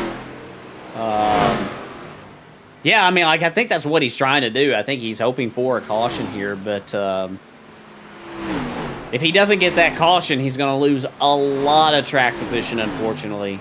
So yeah, I'm sure that he wants one, but Jacob Bradley's about to pass him for a position here, and so this is going to be giving up second place to what will eventually be the leader when we cycle through pit stops. Jacob Bradley going to second place. Chris Blassie is your leader. Yeah. And all right. We got Lima right here trying to get around Daniel Rowe right here. This is the, you can see the trouble with Darlington. It's very very narrow anyway. And when you got one driver that's on old tires compared to guys that are on fast tires, Rye Jones and Randy Bechtel are also on really fast tires. You can and see they the are speed coming by difference. fast. Absolutely. Big speed difference right now for the driver of the 68 versus the car around him. We watch Randy Bechtel, Rye Jones, Braxton DeWeese entering back into the picture after running second much of the night. We know we got some Braxton DeWeese fans in the chat. Chris, I think Don Hilbrins is trolling you in the chat. I saw. She said that Martin was a great driver, but how many championships does he have? It's a big old goose egg. Oh, that is definitely I've made funny. my peace with it. You have definitely made your peace with it. And hey, speaking of pieces, we're going to give our viewers a chance to win a piece of die-cast sheet metal tonight. Not actually sheet metal, but a 1/64th scale car. Quick little aside here about a giveaway we're going to do here shortly. We want to know, it is throwback night, we want to know which one of these paint schemes is your favorite throwback scheme. We've got two choices for you. We get a Chase Briscoe throwback to a Tony Stewart IndyCar, or a William Byron throwback to, I know Don's going to like this, Jeff Gordon's Flame paint scheme from 2001, 2002. I believe he ran that in 2003 and 2004 as well. So you can see those choices on the board. Chris, I believe you put them on the board maybe. Yep. In the chat right now, let us know which one you think is better. If you're watching on YouTube or Twitch, all you got to do is say whether you think the Gordon or Briscoe paint scheme or the 24 or 14 is better. We're going to choose a lucky winner at the end of the race, and we're going to send you that car for absolutely nothing. It's on us. It's on the house. We appreciate you viewers tuning into these races every week. So 2 throwback schemes, your choice. Let us know which one you want, and we'll choose a winner at the end of the race. Right now, Chris, Jacob Bradley working on being the eventual winner tonight here at Darlington Raceway. 111 laps of 146 in the book. Randy Bechtel is scored in second place. Rye Jones in third. Braxton DeWeese sitting in the fourth position on his one-off race right now. Evan Pienta is fifth. Chase Berry sixth. Steve Karosik in seventh. Patrick Colby in eighth. He's getting chased down by James Danforth right now, and there's an epic battle brewing between Chris Pearce and, I say that's James Suggs. He is not on the lead lap. He's getting by James Suggs right now. That is Chris Pearce. That is the 10th position. Steve McDonald, you got to look all the way back about 5 seconds to get back to Steve McDonald, the 11th position. And Jonny Rapp, Chris, I know it's been an eventful night for the driver of that number 12, but Johnny is running in the driver of the number 52. My apologies.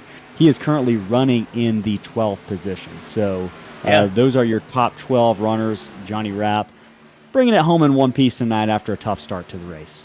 Yeah, he's battled hard all night, and you can see the battle marks on both sides of that number 52 Haviland Chevrolet, but. Yeah, he's fighting strong, and see if he can get to the top 10 before this night's done. I want to give a quick shout out to the driver of the number 88 here, James Danforth. James has had some rotten luck this season. I think this is one of his better runs, possibly, that we've seen out of the driver of the 88. He had a heck of a save of everybody last week that he shared with us from his Twitch stream, and. He did a nice job of not cleaning everybody out, and he's running really good tonight, nice and steady, and see if he can get out of here with a top 10, maybe better tonight. Absolutely. Danforth having a great run. You mentioned some of those saves, some impressive skills on display tonight for not just Danforth, Chris, but just these drivers in general. We showed that Aaron Smith lap around at the beginning of pre-race, just to give viewers a glimpse of how difficult this track really is to navigate. This is one of the hardest on our schedule and the hardest on the NASCAR circuit. So these drivers, I told you we would settle down. 115 laps and 146, just about 32 laps remaining in this evening's race. These drivers have settled down from the beginning. I believe we've had 6 cautions, but they came within the first 60 or 70 laps. We've calmer heads have prevailed ever since. So everyone doing a great job tonight. Battle going on between Patrick Colby and Chris Pearce right now, Chris, for the 9th position. Pearce looks like he's closing up on Patrick Colby in that number 9 car. Watching on board with Pearce right now, we'll take a look at the roll speed comparisons to see how this is going. And by the way, the roll speed comparison data was actually a formula worked out by Chris Pearce himself. So employing his own tools right now. Yeah, he's doing a really nice job down here in 3 and 4, getting a nice run down the hill. Got a lot of momentum. He's going to try to look to the inside, and yeah, Patrick Colby's going to let. That's what I like to see. That's smart racing. That's how you race Darlington. Chris Pearce gets in the wall a little bit there for a second. Yeah, that's just a shallow entry from trying to pass somebody on the inside. But I mean, they've been racing this track 100 years, and that's what you see the veteran smart drivers always do. You know, somebody peeks to the inside of you down the front stretch. You don't try to race side by side. You know, they're peeking to the inside because they're faster than you. Let them go. You know, live to fight, you know, at the end of the run maybe. Maybe you save a little bit more tire than them. But I think that that's the way that you should approach this. And I've seen that out of a lot of drivers. I think that, you know, early in this race, I think, you know, we're trying to get our sea legs under us and saw a lot of people racing down into one. But I think that everybody is starting to see, you know, how treacherous that can be. Yeah, speaking of treacherous, Chris, I do want to mention special shout out. I know it's going to feel like a little bit of nepotism here and bias, but shout out to the driver that number 40 right now. Hopefully we don't lay the commentator curse on him, but Paul Thomas running the 24th position. Started pretty good 22nd. He's only dropped back 2 positions, but this is a great run. I say he gets into the wall. He tacks the camera wall on it. But he is running in a solid top 25 run right now. Chris doing a good job. Great little throwback scheme on this car. A little bit of an explanation. This is not an Elliott Sadler car. It's not a Wood Brothers throwback scheme. I don't believe it's Wood Brothers. Elliott wasn't running. It was Wood Brothers when he was running, wasn't it? It was one of Bill Elliott's last rides. He drove the 21 for a few races. This was a Wood Brothers paint scheme, and and we know that that Paul was a big Bill Elliott fan. So yeah, absolutely. I remember watching all the taped races with Bill Elliott wins from tracks like Pocono and stuff on those old VHS tapes. Shout out in the chat if you even know what a VHS tape is. So great job of the driver of that number 40 car, my dad Paul Thomas. Good run going for Dad tonight. So glad to see him up there. The rest of the field right now, looking for where we got some tight racing going on right now. Let's see, Nick DeCesare, Ryan Hinkle, and Jonny Rapp, Chris, going on in 13th position. Good little scrum going on here. It looks like these drivers exiting turn number 2 right now. Oh, and Chris Blassie gets in the wall there. Yeah, Chris is on fresher tires than a lot of these guys. Unfortunately, he is a lap down. So he's looking to make up some ground, but so from Jonny Rapp is currently running in the 13th spot, Hinkle in the 14th spot, DeCesare running in 15th. These guys are going to be looking to, see if they. Oh, as Jonny Rapp tags the wall again right in front of these guys, Johnny's going to get out of the way, doesn't want to cause a problem. Oh, good Chris Blassie in the wall there, going to hang on to it though, going around Jonny Rapp in that number 52. Yeah, and this has not been the night that Johnny wants, not the night that we're accustomed to seeing him have, but we know that he will be back and ready to go next week.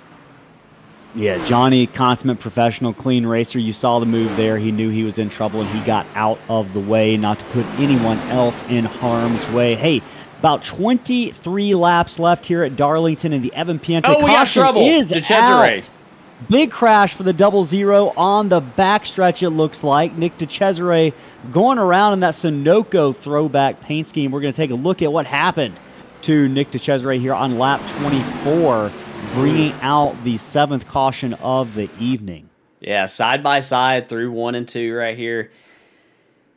Yeah, I mean, this is tough because it's a line of cars.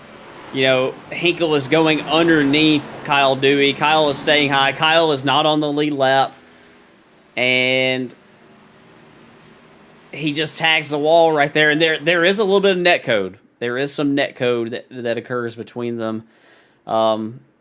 It's hard when there's a line of them coming up on you and you're a little bit slower than them and just run out of room. It's hard to go through there too wide. It's just so hard. That corner, we mentioned the treacherous design of this track. That corner, I think of any corner on the circuit, Chris, turns the exit of turn 2, if you are up there, it is a dangerous place. That wall closes up and comes up really fast. It's almost like it jumps out in front of you. But speaking of jumping out in front, Jacob Bradley hoping no one jumps out in front of him right now as the leaders make their way down pit road here on lap 125 of 146 for the Apex Energy Series race number 8 here at Darlington.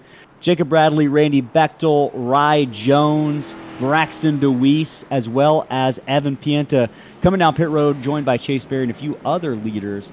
Going to see how this is going to shake out. This is going to be a pretty big call for these drivers, Chris, in terms of who can get out in front. I would imagine all of them going to be taking 4 tires. They want that fresh Goodyear rubber for the final stretch of the race here. Anyone try any gambling, you think? No, I don't suspect so. Not here, not at Darlington. I think that, Jacob Bradley's going to get the launch. I think Braxton DeWeese is going to lose some ground on pit road right there. Braxton charged his pit stall really hard. I thought that was going to pay off for him, but I think that his pit crew had to move slightly a little bit to get to his car because he might have been a little bit long in the box. So Braxton lost a slight bit of ground right there, but Jacob Bradley going to win the race off pit road, and man, nobody's been able to touch Jacob on short run pace or long run pace. You know, the only one we've seen run with him really on short run pace is Braxton DeWeese. We haven't really seen Randy Bechtel with the track position to, he's been running top 5 all night, but we haven't really seen him start neck and neck with Jacob. So we'll see if things can get settled out, if Randy can run with Jacob here, because this is going to be a short sprint to the end.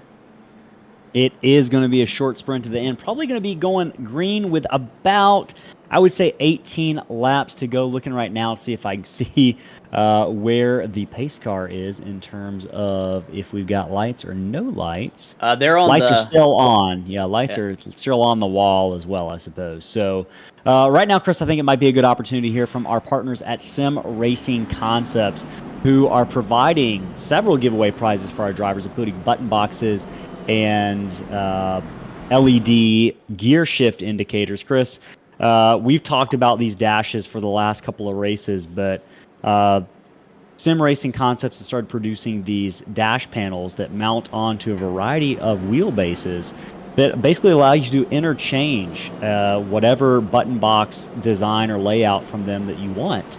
And you can change your car up on the fly to fully customize your experience. I know you've got one of these, and I know we talk about it each week, but for maybe those tuning in who aren't normal viewers and are sim racers, these things are worth their weight in gold. Am I right? Oh, yeah, they are. I'll even put it up here on the screen again this week. So you see the button box to the left and to the right of my steering wheel right here. This is the red and the white buttons, and I've got the RPM bar button box over here on the left-hand side, and I've got the nodular one over there on the right-hand side, and a big fan of it. It comes shipped great, and no complaints at all so far. It runs just fine. This is great quality as well. So Sim Racing Concepts, they make great products. So those dashes that you see right there, they're interchangeable. Those boxes you see are interchangeable into the dash. So make sure you check them out. They, like I said, they make great products.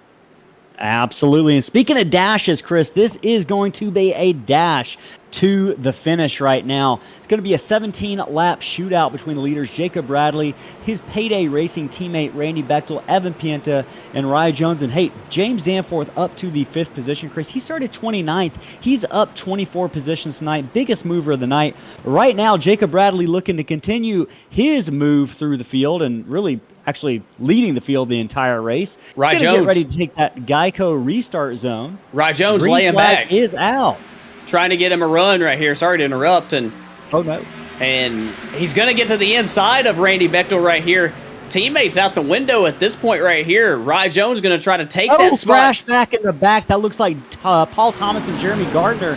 They're going to stay out of the racing groove, though. We will continue green right now. Rye Jones gets the jump on Randy Bechtel. He's going to move into 2nd position, Chris. You mentioned laying back on the restart just a little bit, and it's going to pay off for Rye Jones. I'm curious to see what our race director, Sam Maxwell, if he's got anything to say about that. But right now, all is clean and green. Lap number 130 of 146. Just 17 laps to go here in Darlington for the Apex Energy Series from Slingshot Racing League. Jacob Bradley is your leader, leads him down the backstretch with Rye Jones just about 6 car lengths back. Randy Bechtel about 3 car lengths back from him. 3 more car lengths is Braxton DeWeese with Evan Pienta and James Danforth in tow. Your top 7, you could throw a blanket over these cars, Chris. They are headed down the front stretch. They are, and man, that's exactly what Jacob Bradley wanted for his 2 teammates, his payday teammates, Rye Jones and Randy Bechtel, to get side by side. That gave him just enough to be able to, I mean, not that he really needed it anyway, because, you know, let's face it, he's been the class of the field all night, but that gave him the breathing room to be able to jump out there, and Rye Jones not letting him get away, though. They're staying close. They are definitely staying close right now. Rye Jones about a quarter of a second off, with Randy Bechtel just about 2/10 off. If you look through the field, you'll notice pretty similar distances or relatives between the top 6, 7, 8 drivers. Everyone's single file right now as leaders make their way by the lap car of Paul Thomas, who was caught up in an incident a couple of laps ago, but I believe kept it out of the wall. He continues on in the 24th position, is no worse for wear after that incident, but he will have to worry about James Suggs chasing him down in the 25th position. Right now, looks like Braxton DeWeese listening to the advice of his supporters in the chat. They're saying, come on, Braxton, let's go. It is go time. He's working on the back bumper of the number 50 or 51 of Randy Bechtel right now. Interesting, you've got Braxton DeWeese in the number 8, which is the current number of Kyle Busch, working on the 51, which is a former number of Kyle Busch. So right now, Rye Jones got his handfuls with Randy Bechtel headed down into turn 1, Chris. These Payday Racing teammates, you mentioned it, teammates are out the window at this point. This is hard-fisted racing. They are coming down the backstretch, and like I said before, you could throw a blanket over these cars, and they're not holding anything back, Chris. Just 13 laps left. Braxton DeWeese on the back bumper of Randy Bechtel in the 51. Evan Pienta not too far behind. I think this is going to be a battle for second with with Jacob Bradley pulling away from Rye Jones. Rye Jones closes the gap a little bit, Chris, in that corner, but we'll keep an eye on the relative out of the corner because I'm sure Jacob Bradley, actually it goes down a little bit. Rye Jones got it down about a 10th over that course of the last lap. Yeah, and what I was going to say is, you know, Rye Jones, for the past 2 laps before that lap, struggled to get off of turn 2. Randy Bechtel was able to close up on him both times off of turn 2. That time he nailed it perfect, though, and he was able to gain on Jacob Bradley just a little bit there. So we'll see if Rye can keep that car up underneath him coming off turn 2.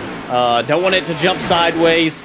Yeah, he did a nice job that time as well. He and continues to close the gap, now under 0.3 of a second. He's got it within about 5 or 6 car lengths, Chris. Rye Jones has found something in the final 10 laps of this race. That 91 is a heater. He is coming up on the back of Jacob Bradley. We haven't seen him this fast all night long. Now he's got it about down to 4 car lengths. It's the closest he's been. Yeah, it is, but, you know, like we say, catching them's one thing, passing them's another, and man, Jacob did a nice job that time through 1 and 2. He really, really got through 1 and 2 good. Opened the gap up just a little bit on Rye.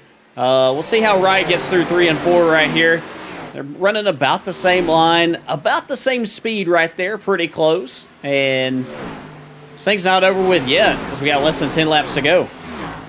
10 laps to go now. 9 laps to go for the Apex Energy Series field here at Darlington Raceway Slingshot Racing League. Closing stages here at Darlington. Don Hilbrun's in the chat says this is getting interesting. Don, I could not agree more. Jacob Bradley stretching it out just a little bit on Rye Jones, but Jones keeping station pretty good here on the exit of turn number 4, just about 4.5 tenths back from Jacob Bradley, who stretches it out a little bit off that corner. We see if Jacob Bradley might have just been cooling off those tires for this final run.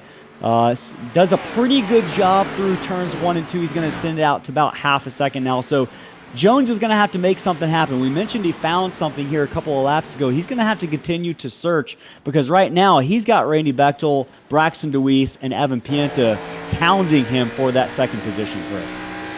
Yeah, and you wonder if maybe that was just a last-ditch drive right there by Rye Jones, where he just tried to let it all hang out right there, and he's not letting Jacob get away. Jacob put together a good couple of laps right there, and you know, stretched the gap out by about 2/10. Rye on this lap right here has maintained it pretty good. And it's just Jacob is able just to rotate the bottom down there in 3 and 4 just so much better than just about anybody else I've seen all night tonight.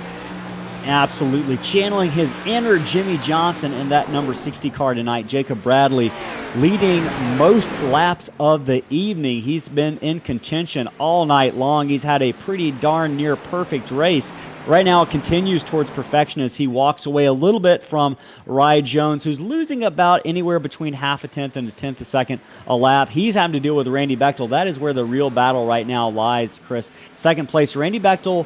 It is his teammate, Rye Jones, in front of him, but Randy has to consider his position in points. He has had a hard season so far with a lot of bad luck between wrecks and internet connection issues.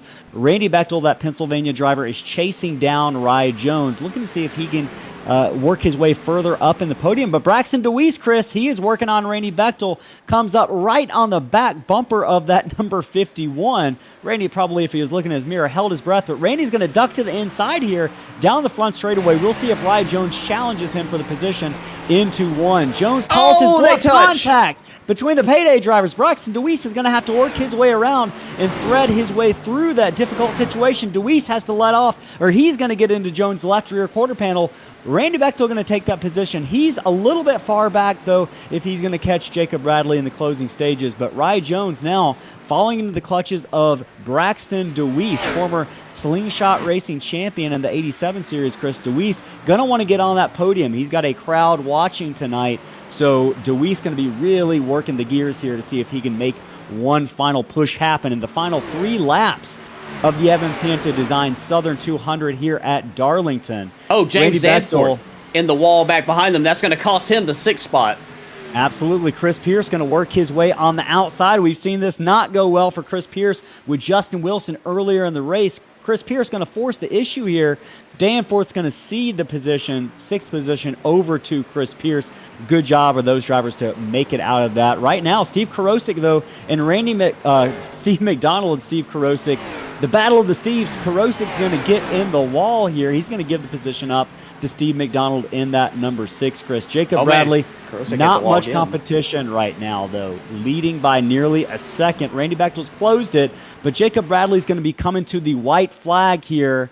1 lap to go in the Apex Energy Series Evan Pienta Designs Southern 200. The real battle between Karosik and Colby, though.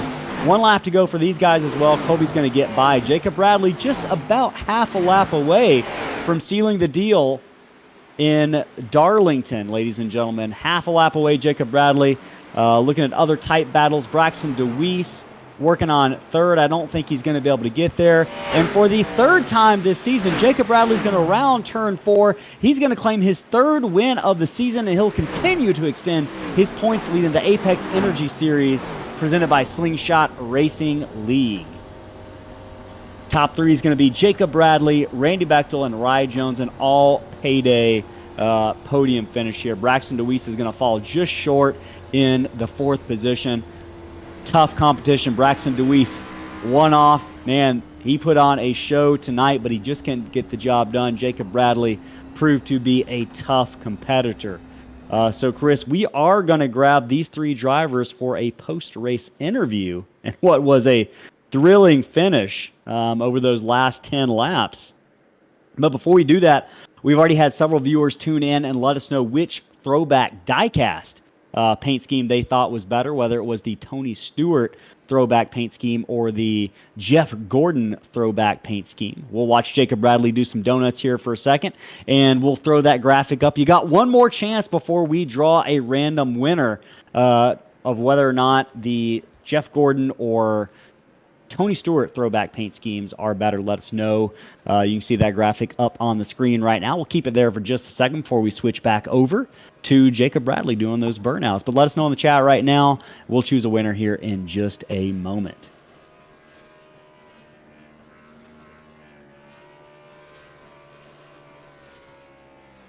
All right, we're going to go ahead and bring our third place finisher, Rye Jones, into the broadcast booth.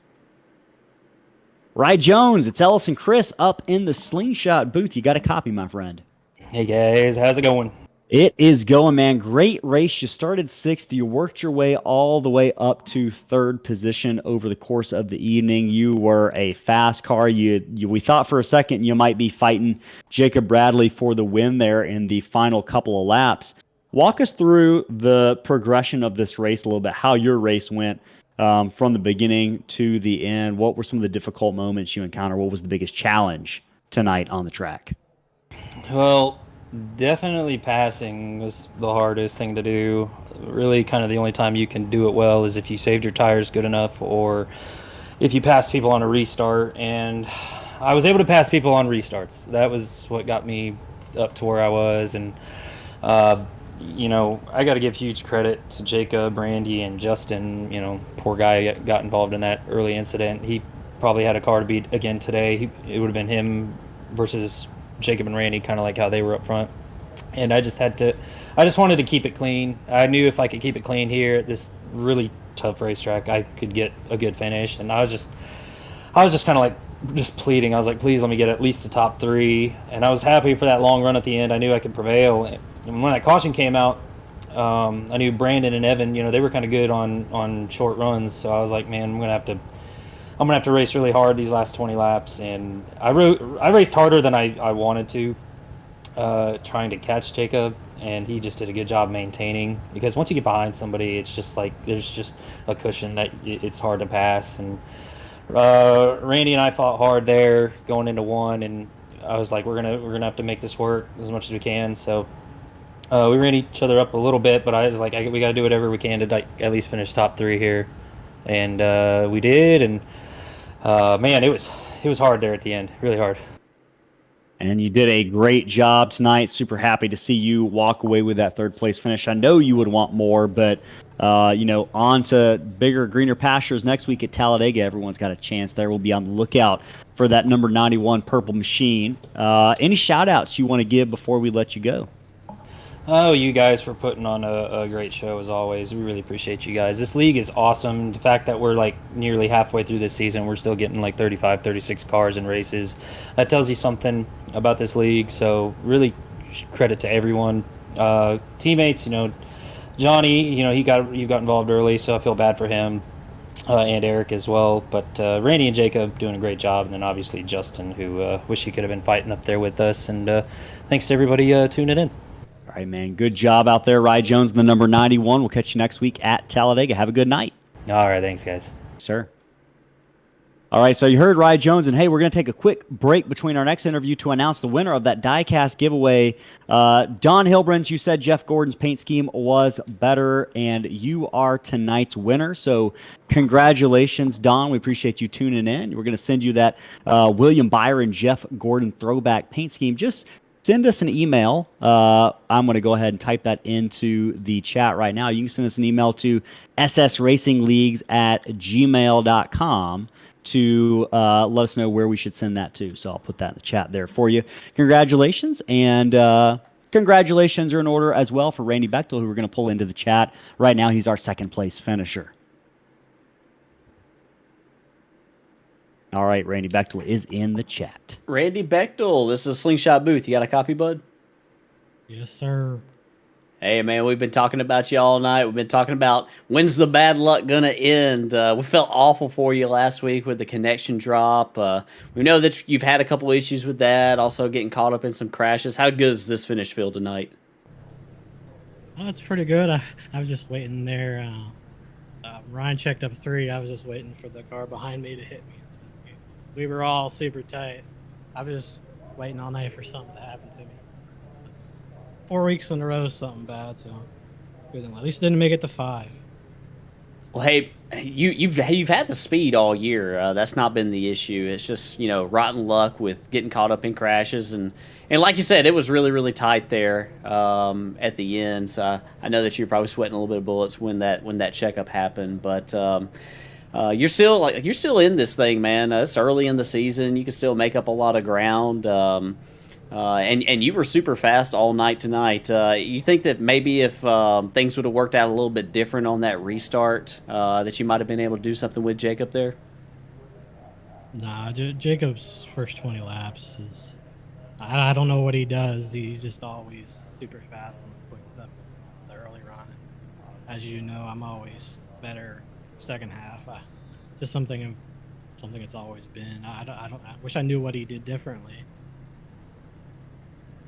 Well, hey man, you gave it all you had tonight, and you definitely turned the bad luck around. And hopefully, this will be a string of a lot of good races in a row right here. Any shout outs that you want to give before we let you go here tonight? I want to thank all the payday guys, you guys for putting on a league and broadcasting, and all the league sponsors. Appreciate all of them for coming on board this year. Well, hey, man, we appreciate you. Appreciate you being here. Best of luck the rest of the season, man. Congratulations on the second place finish tonight, bud. Thank you, guys. That's Randy Bechtel. And we shall hear from our winner tonight, Jacob Bradley. All right, Jacob Bradley. This is Ellis and Chris up in the Slingshot booth. You got a copy, my friend. Yeah, I got you guys. Hey, man, congratulations. Win number 3 on the books. I know that's going to do wonders for your point series lead right now here in the Apex Energy Series. It was a great night. You were pretty dominant. We just got off the phone or the horn with your Payday Racing teammate, Randy Bechtel, who finished second. And he said you were flying on the first 20 laps of those stints. And he was just impressed with your short run speed. Talk to us a little bit about where that came from, whether it was your preparation or just a strategy you kind of took early on in those runs. How were you able to get out in front of those guys so quickly?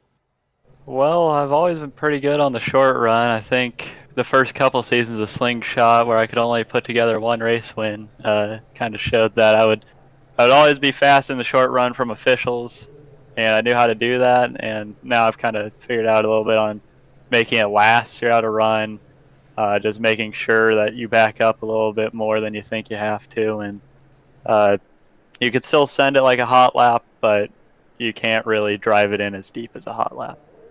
So are you saying you drove this race like a throwback race to your old self? I guess I did. How very meta of you to do. Good job, man. That was it was impressive to watch. It's been impressive to watch you develop as just a driver, like you mentioned, over the past several seasons in terms of the way your short run versus long run speed is. And tonight you kind of had the perfect combination. Did you run up on any challenges? I noticed for 2 weeks in a row you had a scare coming onto pit road with a lap down car right in front of you. Maybe a moment you had to hold your breath there and work by some slower cars. What was the scariest moment tonight? Honestly, I thought I practiced pit road a couple times. It was probably the hardest pit road in the entire series to get on. So I tried to make sure I could maximize it. When I got to the 42, I knew I didn't want to spend a lap behind him or a corner behind him. So I just threw it down pit road, and I ran to Paul down there. He was going a little bit slower on entry, so I had to jam the brakes like I did last week. But honestly, it's not too bad to kind of drive around people on pit road. Sometimes that's what happens, especially when these races get really strung out. Yeah, absolutely. You did a good job of staying out of trouble. We didn't really see you put a fender wrong all night long. So just, man, great job. We're headed to Talladega next week, and I know this is a wild card. Have you thought about what your strategy is as the points leader headed into Dega? You got 3 wins. Are you going for another one next week?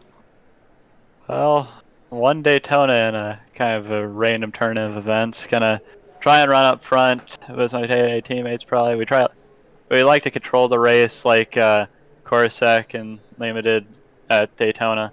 That would help us a lot in kind of getting things going. But it's gonna be really hard, and of course Dega is a wild card, so you can never really pick some.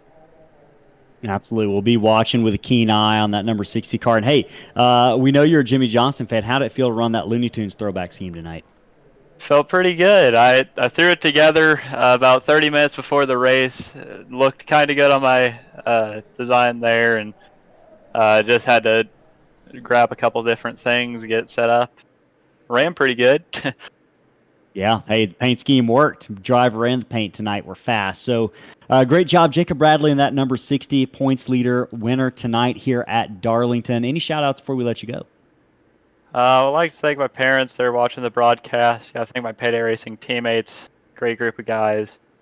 I just can't believe I won 3 times in this series. I never thought I'd win again after that next gen. Oh, man, we are glad you are back, and we're glad you're in victory lane. So congratulations to Jacob Bradley in the number 60 car, your points leader and winner tonight here at Darlington. Have a good night, Jacob. Thank you. Chris, man, this I don't know if it went the way we expected it would go tonight. We've had, I think on average in the last 4 races, we've averaged like 1 or 2 cautions. Tonight, we ended up, I'm looking at the final tally tonight, we had 6 cautions. 146 laps, 7 leaders. We saw 7 lead changes, a couple of those happening on pit road. 23 laps out of 146, not bad. 6 cautions, definitely higher, but we definitely had our fair share of action in it, collected several drivers, which it meant that it gave the opportunity for other drivers to run up front. Looking right now at that top 10, we heard from our top 3, Braxton DeWeese, shout out to him, one off here, had an off night, decided to come back and race with us, ended up finishing 4th. Evan Pienta 5th. Chris Pearce, man, I know we're partial to Chris because he does a lot of our graphic overlays for us for the broadcast, but I can't say enough just how impressed I am with the runs he has put together. He came into the season very humble about his speed, and he's exceeded his own expectations. So we're proud of him, Chris. I know James Danforth, we gave him a shout out earlier. I believe that's his season's best run at this point. I'm just looking for my stats to see if I can back that up. You got any other shout outs? Yeah, just mentioning Danforth again. That's a great run from the 30th starting position, gaining 23 spots on the night. Patrick Colby also coming from deep in the field, gaining 17 spots to wind up in the 9th position. Great runs for both of those guys up through the field. This is not an easy track to do that by any means. We'll take a look at the rest of the field right here. We saw Jonny Rapp running into trouble early in the race. He just kind of soldiered on all night and brought home an 11th place finish. Lee Campbell ran in that top 15 most all night, just hovered really close to the top 10. Great run from him as well. The Very Racing Motorsports teammates, Nick Cesare, Matt Kuntz coming home 13th and 14th.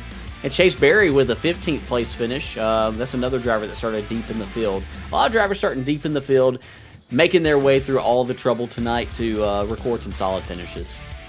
Yeah, definitely not as many cars taken off the lead lap tonight as there were last week at Gateway.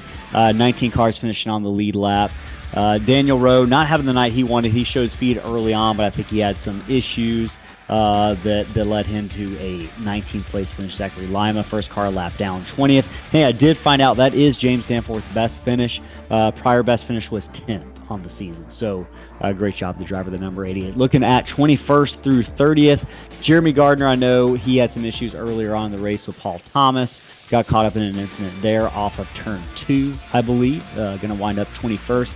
Chris Blassie, 22nd. Kyle Dewey, we saw him run in the top 15, top 20 most tonight. Had some late race issues.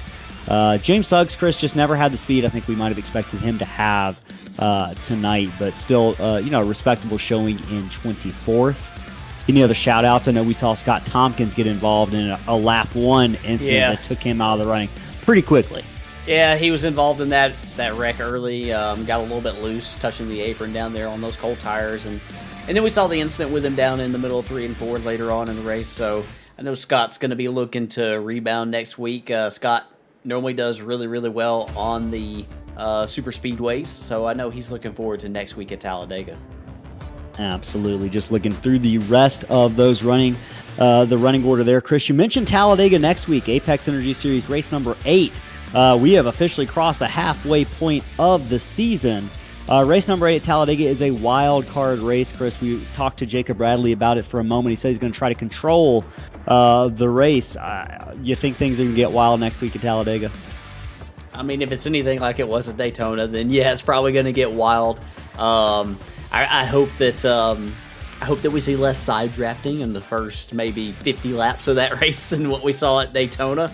Yeah, Talladega is always a great show, and I have no doubt that we'll have another great show at when we get there next week. But yeah, you know, Jacob mentioned trying to control the race. We saw Steve Karozik and Zachary Lima do that as teammates last time. There are a lot of payday cars out there, so if they can control the race, they're going to be tough to handle. They're going to be really, really tough to beat. But, you know, there's a lot of teams out there, and there's a lot of teams that work together, teammates that work together. So it's all about, you know, you have to change your strategy sometimes when you're there.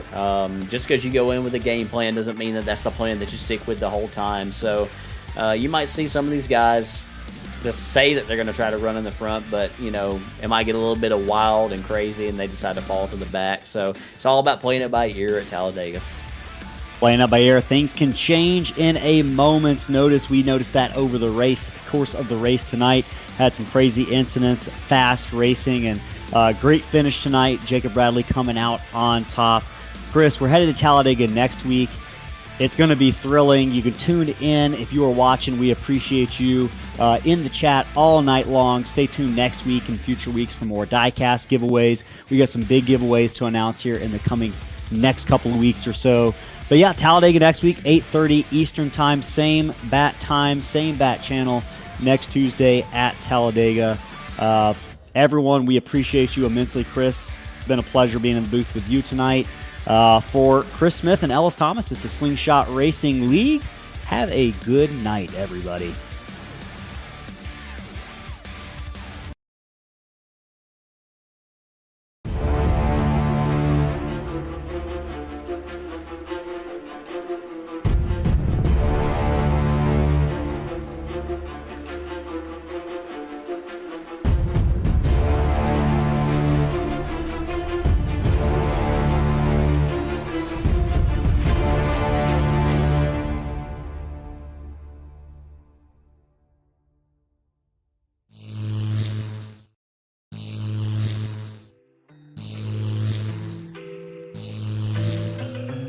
How do we get these one-of-a-kind amazing trophies? Well, we were fortunate to find UD Awards when we started our league. We reached out and we connected with Christopher, and we got started designing these one-of-a-kind works of art. The process was easy from start to finish. After just a few revisions, we finalized each one of them, and the team at UD got to work building each trophy from scratch. They're a small team, but they've got the ability to do just about anything your brain can imagine. And don't worry, if you're not an artist, they've got an entire catalog of unique trophies in pretty much any material you can imagine. Wood, acrylic, glass, and in the case of last season's trophy, metal. The best part, they're affordable. If you're looking for a trophy for your event or league, the choice is simple. UD Awards can give you exactly what you want.